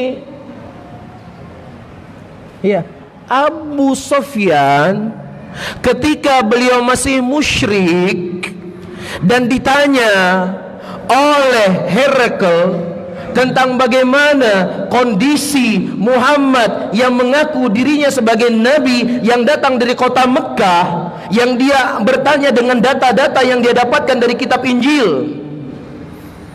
Kemudian kata Herakl, semua data-data dalam kitab Injil sama persis apa yang dikhabarkan oleh Abu Sufyan dalam keadaan beliau masih musyrik. Kata Herakl, kalau seandainya Muhammad ada di depanku, akan kucuci kakinya. Kata Abu Sufyan, kalau seandainya dusta bukan perbuatan yang hina dari kalangan kami orang-orang Arab, saya akan berdusta. Abu Sufyan masih musyrik, masih menyembah berhala, masih menyembah Lata dan Uzza, tapi membersihkan dirinya dari dusta. Lah kita yang mengaku sebagai dai, sebagai kiai, sebagai ustadz, sebagai ulama, kemudian tidak takut berdusta. Iyyakum bil kadzib fa innal kadhib yahdi ilal fujur wal fujur yahdi ilan nar. Hati-hati dengan dusta. Dusta akan mengajak kepada kejelekan dan kejelekan akan memasukkan dalam neraka.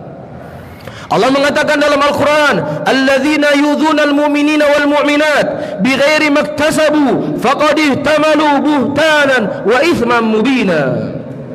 Dan orang-orang yang mereka telah membuat gangguan kepada mukminin dan mukminat dari apa yang tidak pernah mereka lakukan, dari tidak apa yang tidak pernah mereka ucapkan, dari apa yang tidak pernah mereka yakini, maka sungguh dia telah berbuat dosa yang sangat besar. Tanggung jawabnya besar, wahai saudara-saudaraku muslimin dan muslimat yang dirahmati oleh Allah. Apalagi kemudian ya menjadi sebab orang lain mencaci maki gara-gara Anda berdusta. Begitu banyak dosa akan dipikul kelak di yaumul kiamat. Nas'alullah salamata wal afiyah. Kemudian ayyuhal ikhwah rahimani wa rahimakumullah, permasalahan selanjutnya ya, Utsman beliau menyempurnakan sholat dalam keadaan safar. Apakah memang betul demikian? Iya, betul. Dari bukti memang kita dapatkan Utsman bin Affan beliau menyempurnakan sholat dalam keadaan safar. Taib. Salat Rasulullah sallallahu alaihi wasallam fi safar rak'atain, wa salat Abu Bakar fi safar rak'atain, wa salat Umar fi safar rak'atain, wa salat Utsman sadran min khilafati fi safar rak'atain, thumma atam fi safar. Rasulullah salat 2 rakaat, Abu Bakar salat 2 rakaat, Umar salat 2 rakaat, Utsman di awalnya salat 2 rakaat, kemudian dia salat 4 rakaat. Iya, kita jawab. Pertama, hadhil mas'alah fiqhiyah ijtihadiyah. Ijtahada fiha Utsman fa akhta fa kana madza? Hadza idza kana qad akhta fi'lan. Iya, ini perkara ijtihadiyah khilafiyah. Iya, nah kalau seandainya Utsman itu salah, kenapa memangnya? Apakah kemudian dengan kesalahan beliau kamu bisa membunuhnya? Menghalalkan darahnya? Hah? Ya, kalau seandainya beliau salah, apabila seorang mujtahid salah mendapatkan 1 pahala, benar mendapatkan 2 pahala. Ini kalau salah. Demikianlah ahlul batil ayyuhal ikhwah, tidak akan pernah mereka bersikap adil kepada ahlul haq. Ketika tai kerbau dijadikan sebagai mengelap gerkah pada tanggal 1 Muharram kemarin, tai kerbau, dalam mazhab Syafi'iyah, sebagian mazhab Syafi'iyah, semua yang namanya kotoran hewan itu najis. Nggak ada yang protes, nggak ada yang membicarakan ini tai kerbau najis, nggak boleh disentuh. Tapi ketika ada seorang ustadz dari ustadz kita Ahlus Sunnah mengatakan tai kucing tidak najis, ini kan perkara khilaf ijtihadiyah khilafiyah, itu masya Allah seakan-akan sudah keluar dari Islam. As'alullah salamata wa alafiyah. Nggak pernah mau bersikap adil ketika berhadapan dengan Ahlus Sunnah. Demikianlah yang mereka hadapi kepada Amirul Mukminin Utsman bin Affan radhiyallahu taala anhu. Apakah beliau salah? Yang pertama, ayyuhal ikhwah rahimani wa rahimakumullah, perkara ini adalah perkara khilaf di kalangan para sahabatin Nabi sallallahu alaihi wasallam. Aisyah radhiyallahu taala anha, beliau pernah menyempurnakan salat dalam keadaan safar.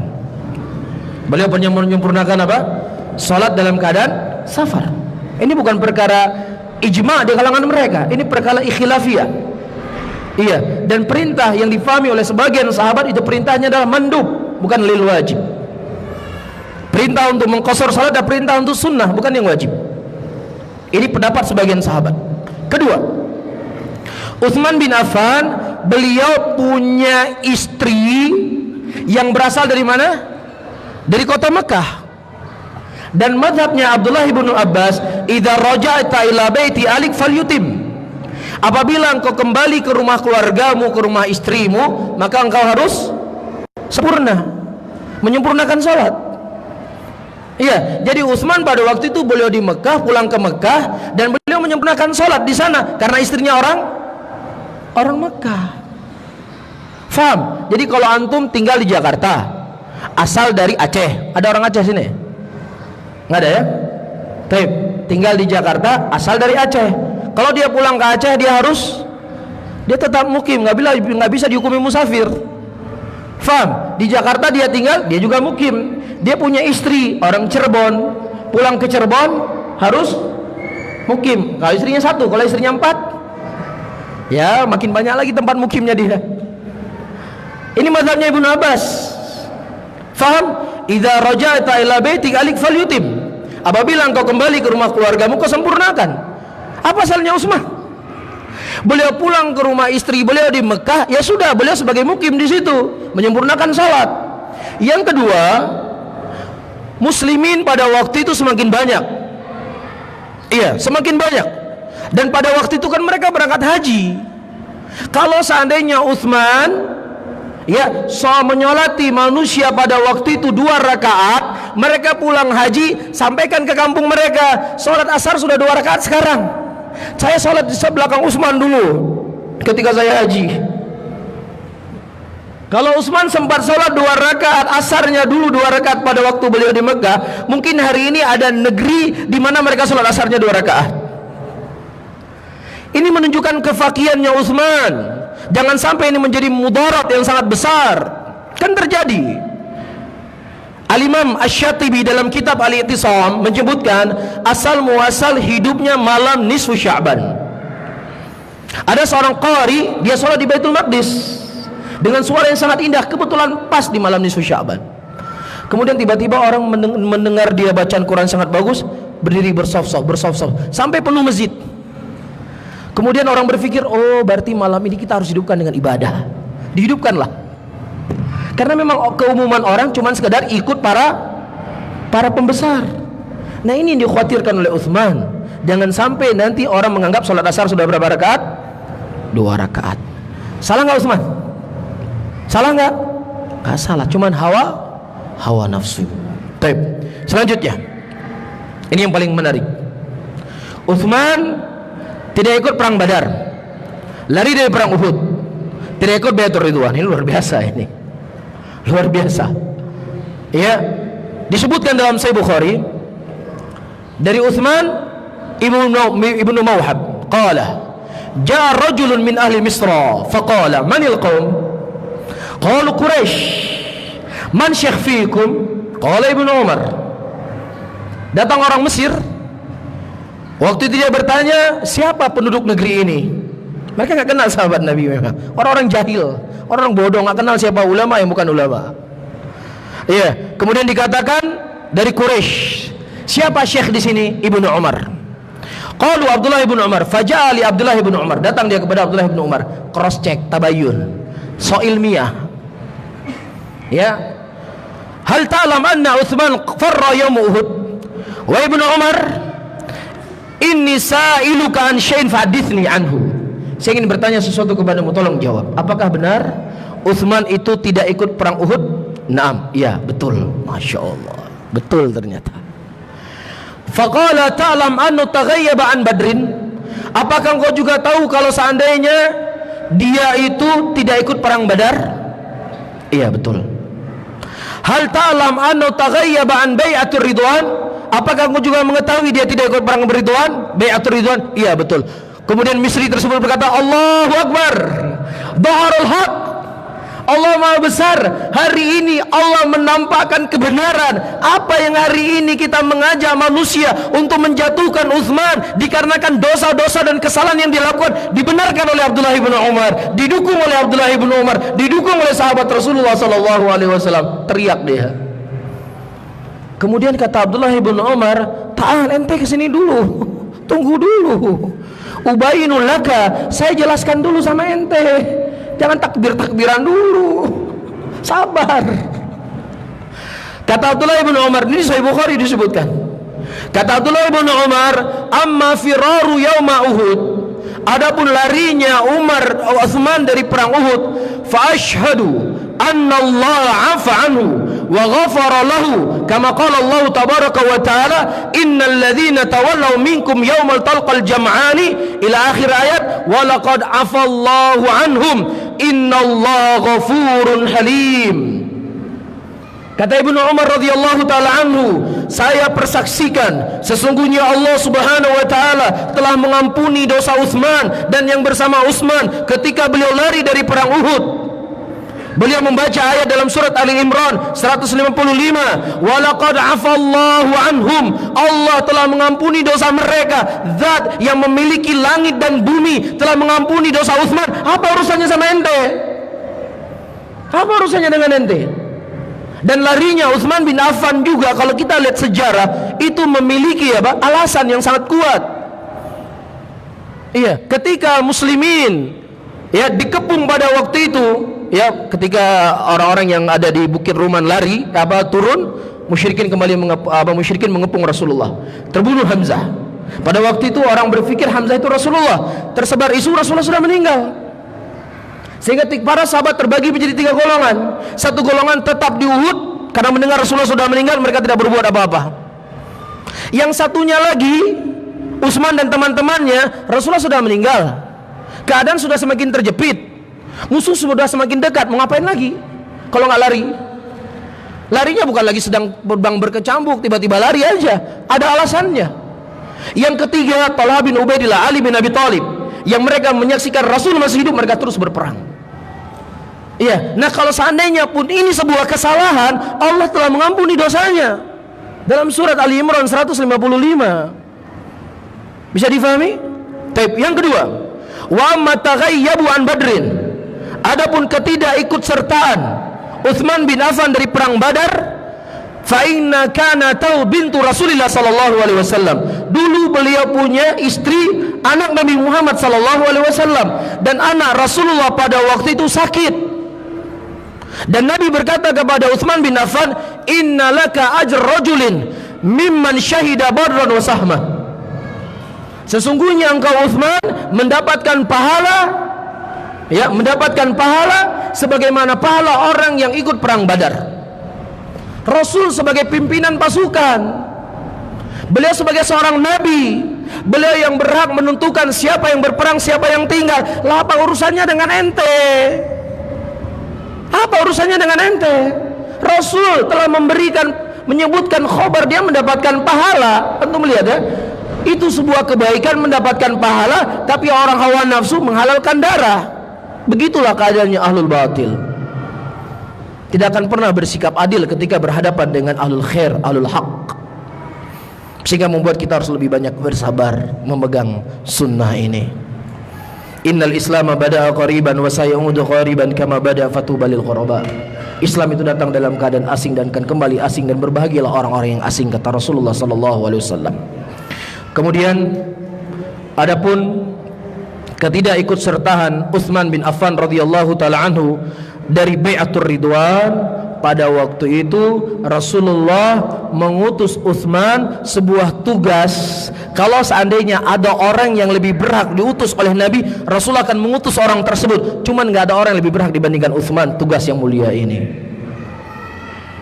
Kemudian Nabi SAW ketika pada Bai'atur Ridwan, beliau mengatakan, hadi yadu Utsman, ini tangannya Utsman, tangan saya mewakili tangan Utsman untuk berbaiat hari ini. Subhanallah, bagaimana mereka membakar api di tengah-tengah muslimin, menjelek-jelekan Utsman dalam keadaan beliau adalah orang suci yang mulia di sisi Allah Subhanahu wa taala. Kemudian kata Abdullah ibn Umar, izhab bi alan ma'ak, ente bawa ini bersama ente pergi. Apakah mereka menerima apa yang dikhabarkan oleh Ibnu Umar? Wallahi mereka tidak terima, karena mereka memang hawa nafsu yang mereka inginkan, bukan cari kebenaran. Mereka tidak mendengar nasihatnya Ibnu Umar, justru mereka terus membuat pergerakan. Itulah apa yang saya sebutkan tadi di awal. Ahlul batil selalu memakai nama-nama besar, memakai tokoh-tokoh besar untuk menyebarkan kesesatan dan kebatilan yang ada pada diri mereka. Iya. Kemudian ayyuhal ikhwah rahimani wa rahimakumullah, yang terakhir. Yang terakhir, Utsman mengumandangkan azan Jumat 2 kali. Iya. Utsman beliau seorang mujtahid. Iya, seorang mujtahid. Beliau berijtihad. Azan Jumat 2 kali dengan qiyas. Di dalam Islam kita mengenal qiyas itu dibenarkan apabila terpenuhi syarat. Di antara syartul qiyas ada usul, ada furu, ada ilah, ada hukum. Saya ulangi, sebuah qiyas dikatakan qiyas yang mundhabit, ada usul, ada furu, ada ilah, ada hukum. Apa usulnya? Usulnya adzan subuh 2 kali.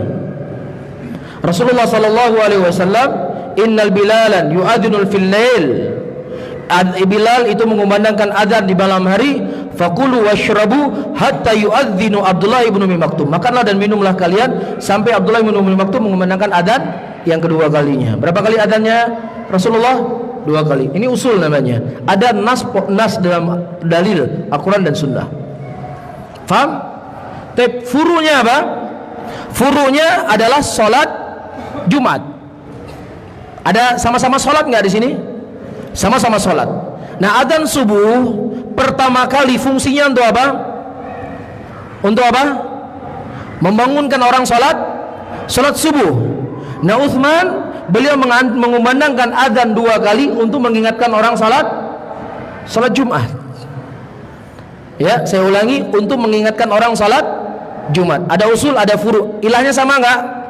Sama nggak ilahnya? Ketika ada ilah yang sama, mengambil hukum yang sama. Apa salahnya Utsman? Bisa difahami? Saya ulang, nggak perlu ya? Apa salahnya Utsman? Rasulullah menyebutkan dalam hadisnya, alaikum bisunnati wa sunnatil khulafai rasyidin al-mahdiyyin tamassaku alayya bin nawajid. Wajib bagi kalian berpegang teguh di atas sunnahku dan di atas sunnahnya para khulafa ar-rasyidin. Utsman bin Affan dari khulafa ar-rasyidinnya Rasulullah sallallahu alaihi wasallam. Dan tidak ada satupun para sahabat Rasulullah yang mengingkari perkara ini. Orang-orang yang berilmu, yang berjasa, yang berperang bersama Rasul, yang belajar bersama Rasul, nggak ada yang protes lah. Ente siapa? Tahu diri dong sedikit. Cuman hawa nafsu. Bisa difahami? Jelas, kalaupun beliau salah dalam berijtihad, maka beliau mendapatkan satu pahala karena beliau seorang mujtahid. Bukannya ente justru halalkan darahnya. Bisa difahami ya? Wallahu a'lam bishawab. Mungkin ini yang bisa saya jelaskan pada pertemuan hari ini.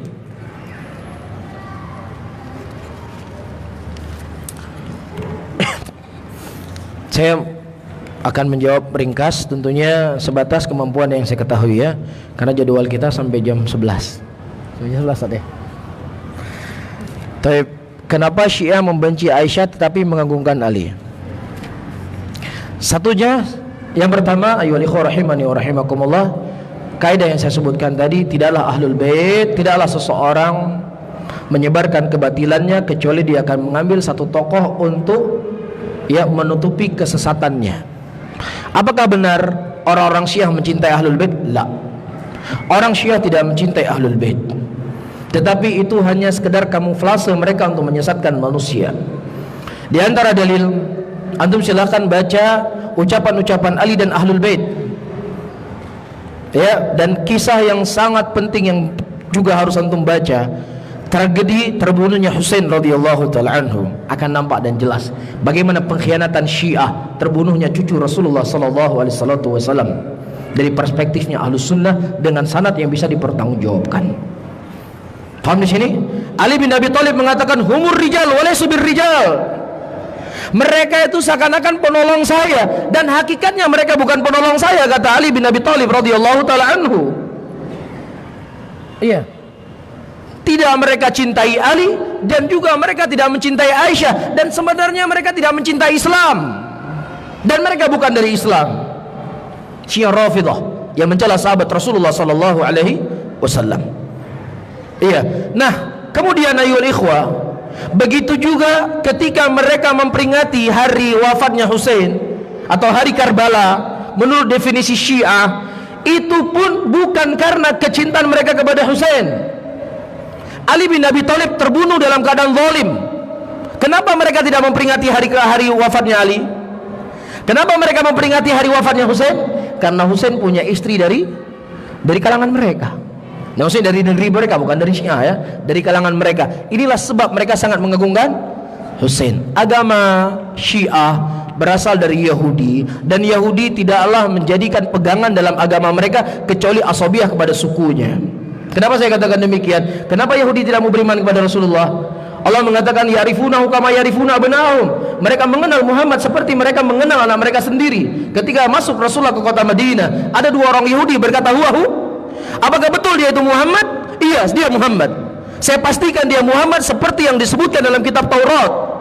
Apakah engkau beriman kepadanya? Wallahi, hatiku masih benci kepada laki-laki ini. Kenapa? Rasulullah dari keturunan Ismail, bukan dari keturunan Ishak, dari kalangan mereka. Yahudi mencaplok, Syiah mencaplok agama ini. Apa yang bukan dari sukunya, semuanya nggak jelas. Sefer al-Shimal semuanya. Tahu Sefer al-Shimal? 0 di sebelah kiri. 0 di sebelah kiri disusun dari sini ke Monas, tetap 0 ya. Bisa difahami? Ini sebabnya. Dan banyak hal yang sebenarnya yang perlu kita ketahui karena keterbatasan waktu dan keterbatasan ilmu saya. Wallahu a'lam. Ada seorang ikhwan ingin mengkhidbah saya. Tapi beliau mengaku pernah melakukan zina. Beliau pernah melakukan hubungan badan dengan dua. Rahimakumullah. Pertama, ya, soal-soal yang seperti ini tidak perlu ditulis, karena ini akan mendorong orang untuk berbuat hal yang tidak baik. Ya, ini pertama yang perlu saya ingatkan untuk diri saya dan antum semuanya. Kedua, ya, seseorang apabila dia sudah bertaubat, at-taubah yuhdam bima qablahu. Taubat itu adalah menghancurkan apa yang sebelumnya. Si laki-laki nggak perlu dia ceritakan masa lalunya. Si perempuan juga nggak perlu dia terima tidak perlu dia ceritakan masa lalunya. Hari ini saya seperti ini, kamu terima saya, alhamdulillah. Kalau kamu tidak terima saya, mungkin ada jodoh lain yang Allah tentukan kepada saya. Nggak perlu saling si laki-laki cerita semua aibnya, si perempuan juga cerita semua aibnya. Ini bukan daripada etika dalam agama kita. Karena kita tidak boleh menceritakan yang namanya maksiat. Ini kan, ya, kalaupun ingin bertaubat, silakan Anda bertaubat Anda dengan Allah Subhanahu wa taala. Makanya para ulama mengatakan, mana yang lebih afdol, seseorang dia bertobat kepada Allah dengan zina yang dilakukan, atau dia melapor kalau seandainya ditegakkan hukum apa? Hukum cambuk. Mana yang lebih afdol? Ulama mengatakan dia sembunyikan antara dia dengan Allah. Karena ketika dia melapor, berarti sudah ada sekian orang yang tahu. Ada sekian orang yang tahu. Bisa difahami ya? Jadi inilah saya. Perempuan juga mengatakan inilah saya. Alhamdulillah saya berusaha untuk istiqomah. Masa lalu saya sudah saya kubur. Tidak perlu dibahas. Anda terima? Alhamdulillah. Enggak terima? Ya sudah, ada calon lain yang bisa. Ya, mudah-mudahan Allah jodohkan untuk saya. Bisa difahami ya ikhwan? Karena ketika antum cerita, ini akan menjadi masalah dalam rumah tangga antum. Ya, akan terngiang di pikirannya ketika antum berbuat salah, akan dia ungkitkan masalah ini. Bisa difahami ya? Baik. Saya mau tanya, ketika berbuat dosa besar, contohnya durhaka terhadap orang tua, dan ketika seorang ibu tidak memaafkan kesalahan anaknya, apakah Allah tidak mengampuni dosa hambanya? Taib. Ketika kita membentak orang tua kita misalkan, dan kita menyesal, pertama kita beristighfar kepada Allah Subhanahu wa taala dengan taubatun nasuha yang semua antum sudah faham. Dengan taubat nasuha yang pertama antum sudah faham. Dan kedua, antum juga sudah melakukan cara. Apa caranya? Meminta istihlal dari orang tua antum, dan dia kemudian tidak memberikan maaf.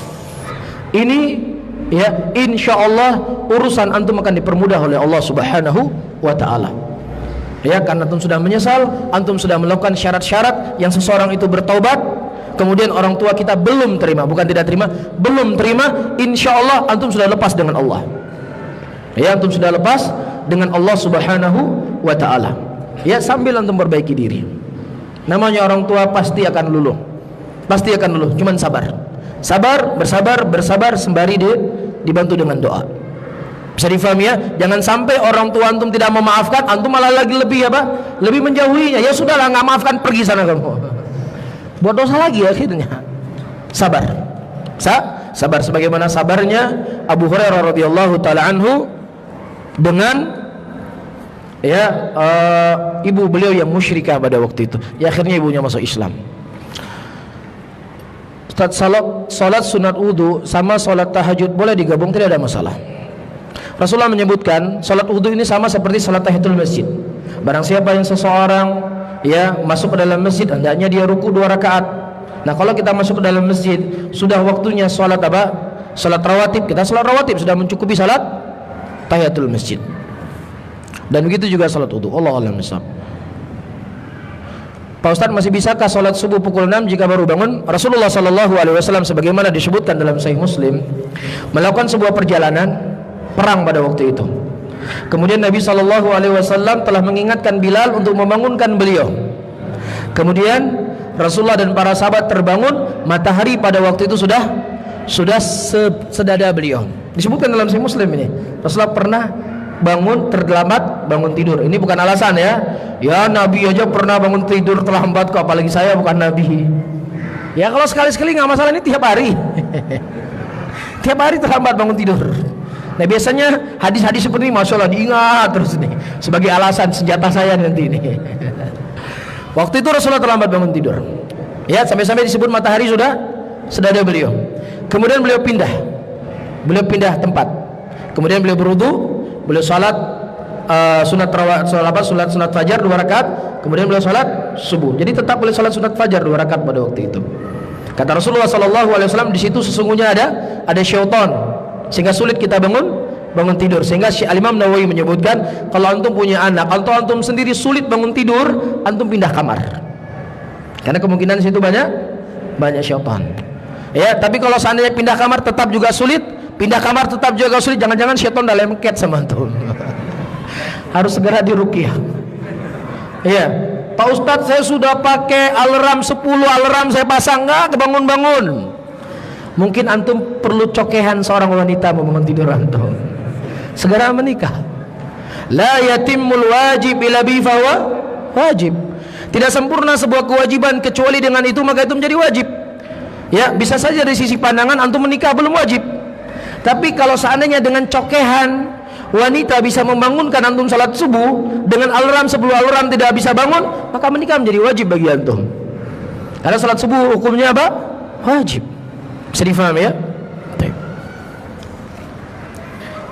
Tetangga saya pawang hujan, dia sholat, kalau dia meninggal apakah saya boleh menghadiri dan menyolatkannya? Al-Imam Nawawi, Imam Syafi'i rahimahullah,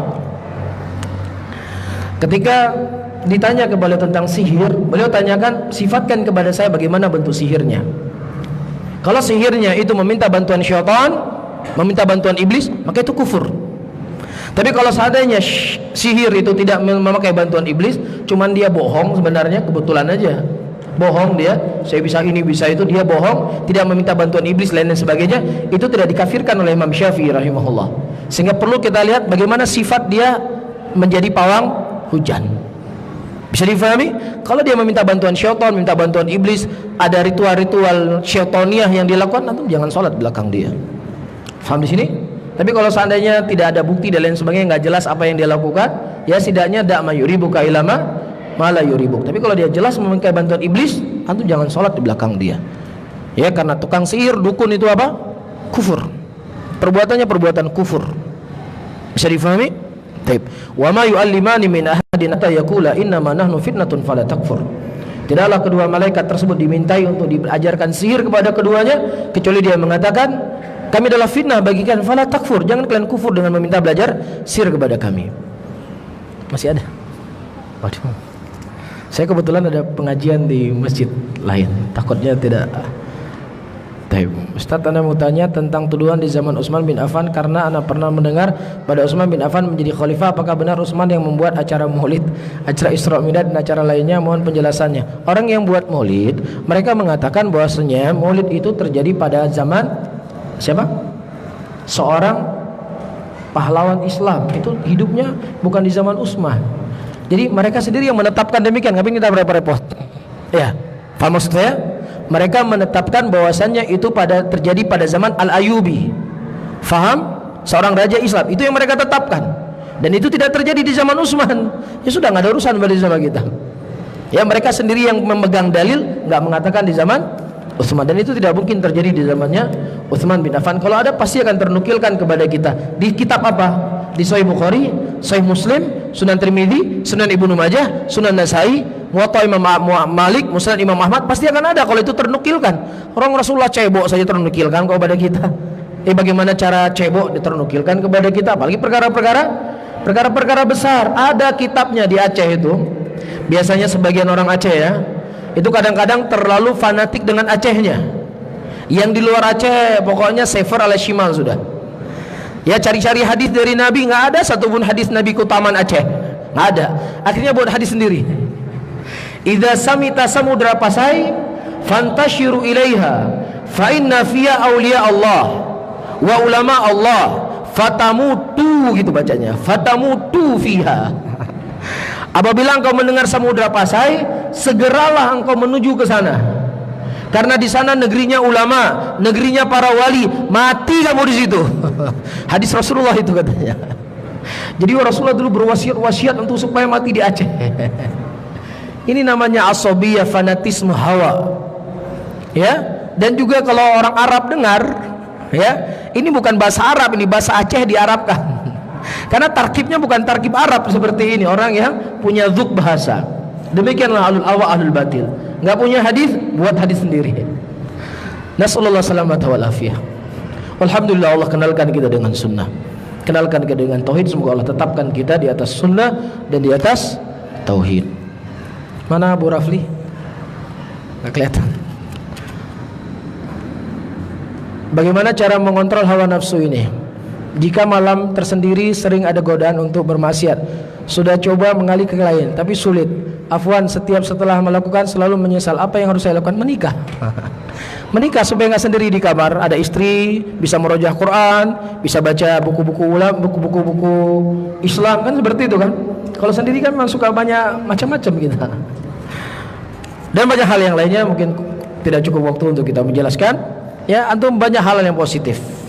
Ya, banyak baca Quran, banyak berzikir. Kalau memang HP ini terlalu mengganggu kita dan bisa merusak kita, sudah kita jauhi. Orang yang pintar dia menjauhi apa yang bisa merusak dirinya. Terakhir ya, Pak Ustadz, Anda mau bertanya bagaimana cara ta'aruf yang benar sesuai syariat Islam, dan bagaimana kriteria sunnah Nabi dalam memilih calon istri. Masya Allah. Pertama, istri yang disunahkan untuk dinikahkan istri yang bisa memberi banyak anak. Rasulullah mengatakan tazawwajul waludal wadud fa inni mukatsirum bikum umamun yaumil qiyamah. Nikahilah oleh kalian wanita-wanita yang lembut dan wanita-wanita yang bisa memberi banyak anak, sesungguhnya aku bangga dengan banyaknya kalian di yaumil qiyamah.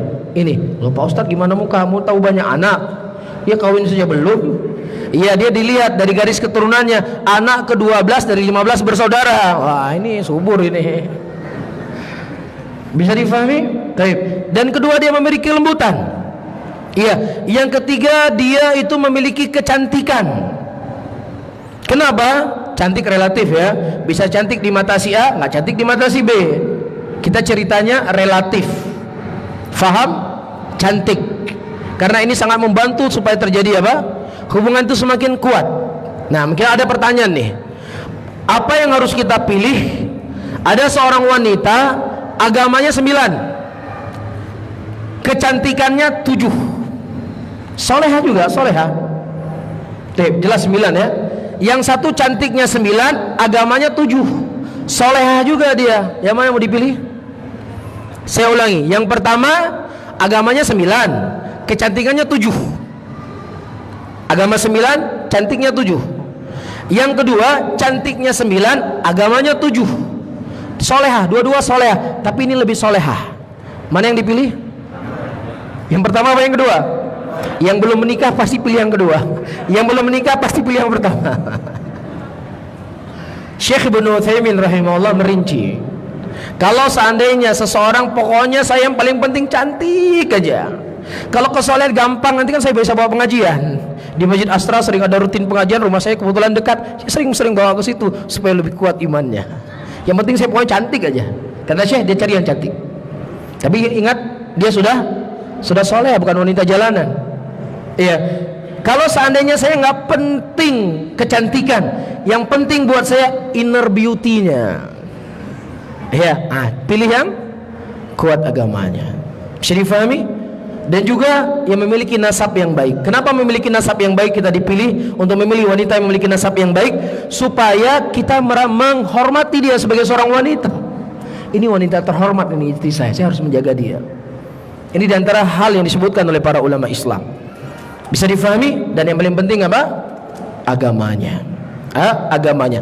Dan yang paling penting juga yang cocok dengan kita. Itu penting. Rasulullah SAW pada waktu itu datang Abu Bakar melamar Fatimah. Datang Umar melamar Fatimah. Ditolak secara halus oleh Rasulullah karena putri saya masih kecil. Datang Ali diterima oleh Rasulullah sebagai istri, suami anaknya. Sekarang mana yang lebih taat, mana yang lebih alim, mana yang lebih punya ilmu, Abu Bakar atau Ali? Umar atau Ali? La syak wala raib, Abu Bakar, Umar lebih afdal daripada Ali. Cuman untuk anak Nabi lebih cocok siapa? Ali. Saya tertarik dengan ceramahnya Ustaz Nuzul Zikri. Beliau mengatakan ada orang tua terkadang nyari anaknya, menantu anaknya hafal Quran. Memang bapak mau buka pesantren, mau jadi imam masjid, ya bapak milih anak menantu bapak, bukan jadi imam masjid. Jadi pilih mana yang cocok. Bisa difahami ya? Ini dalilnya apa yang saya sebutkan tadi. Rasulullah nggak memilih beliau memilih Ali. Umar, Abu Bakar lebih afdal, lebih baik. Tapi Ali yang lebih cocok. Bisa difahami ya? Jadi jangan dipaksa-paksa, terlalu dipaksa. Asal dia soleh, soleha, cocok, ya sudah. Bisa difahami? Wallahu a'lam bishawab. Bagaimana cara ta'aruf? Ya antum telepon orang tuanya. Saya ingin ta'aruf dengan anak bapak. Kapan saya bisa nazar? Selesai. Ya, jangan chattingan, WhatsAppan dan lain sebagainya, justru memunculkan apa? Fitnah. Di awal saja kita sudah berbuat hal-hal yang diharamkan oleh Allah. Ditakutkan Allah nggak memberikan keberkahan dalam kehidupan kita. Ya, bapaknya Umar bin Abdul Aziz rahimahullah, sebelum beliau menikah, bapaknya Umar bin Abdul Aziz, dia mengatakan, carikan kepada saya uang yang paling halal untuk saya menikah. Karena ini perkara masa depan saya. Ya, kemudian bapaknya Umar bin Abdul Aziz menikah dengan uang yang paling halal dengan cara yang paling baik. Lahir siapa? Umar bin Abdul Aziz keturunannya, seorang ulama, seorang pemimpin. Lah kita dari awal ini sudah main-main yang gini-ginian, takutnya maka terjadi cekcok, banyak leleng rumah tangga. Ini asalnya salah. Allah nggak memberikan keberkahan dalam rumah tangga kita. Pakai dengan cara yang halal. Telepon bapaknya, kita kan laki-laki kan? Pak, bapak laki-laki, saya juga laki-laki, Pak. Bapak kan pernah juga jadi jomblo. Kalau nikah kan pingin kan? Saya juga pingin kayak bapak nikah dulu. Ya Pak, bantu Pak. Rasulullah mengatakan, Allah fi aunil abdi, maka nal abdu fi auni akhi. Allah menolong seorang hamba selama hambanya menolong saudaranya. Tidak ada hal yang paling penting bapak tolong, menolong agama saya dengan menikah anak bapak. Masya Allah. Ya, Rasulullah mengatakan, Pak, yassiru, tolonglah, mudahkan saudaramu, Allah akan memudahkan urusanmu dia dan akhirat. Bapak nggak percaya sama Rasulullah, Pak? Kasih sedikit. Nggak diterima, mohon maaf, saya nggak bisa terima. Ya sudah, bapak nggak bicara hadis, Pak. Ya sudah, kita cari lain. Wallahu a'lam bishawab. Mungkin ini yang bisa saya sampaikan. Saya mohon maaf, mungkin ada hal-hal yang saya sampaikan kurang pantas. Beda mungkin ya bahasa Indonesia Aceh dengan bahasa Indonesia di Jakarta. Ada hal yang mungkin tidak pantas untuk saya ucapkan. Saya mohon maaf dan saya beristighfar kepada Allah Subhanahu wa taala, dan saya mohon izin, dan saya sangat bahagia bertemu dengan saudara-saudara saya di sini. Ya, mudah-mudahan pertemuan kita adalah pertemuan yang dicintai dan diridhoi oleh Allah, dan pertemuan tidak hanya di dunia saja. Mudah-mudahan Allah kumpulkan semua dalam surganya Allah bersama Rasulullah sallallahu alaihi wasallam. Saya akhiri, Allahumma shalli ala Muhammadin wa ala alihi wa ashabihi wa man tabi'hum bi ihsanin ila yaumiddin. Wassalamualaikum warahmatullahi wabarakatuh.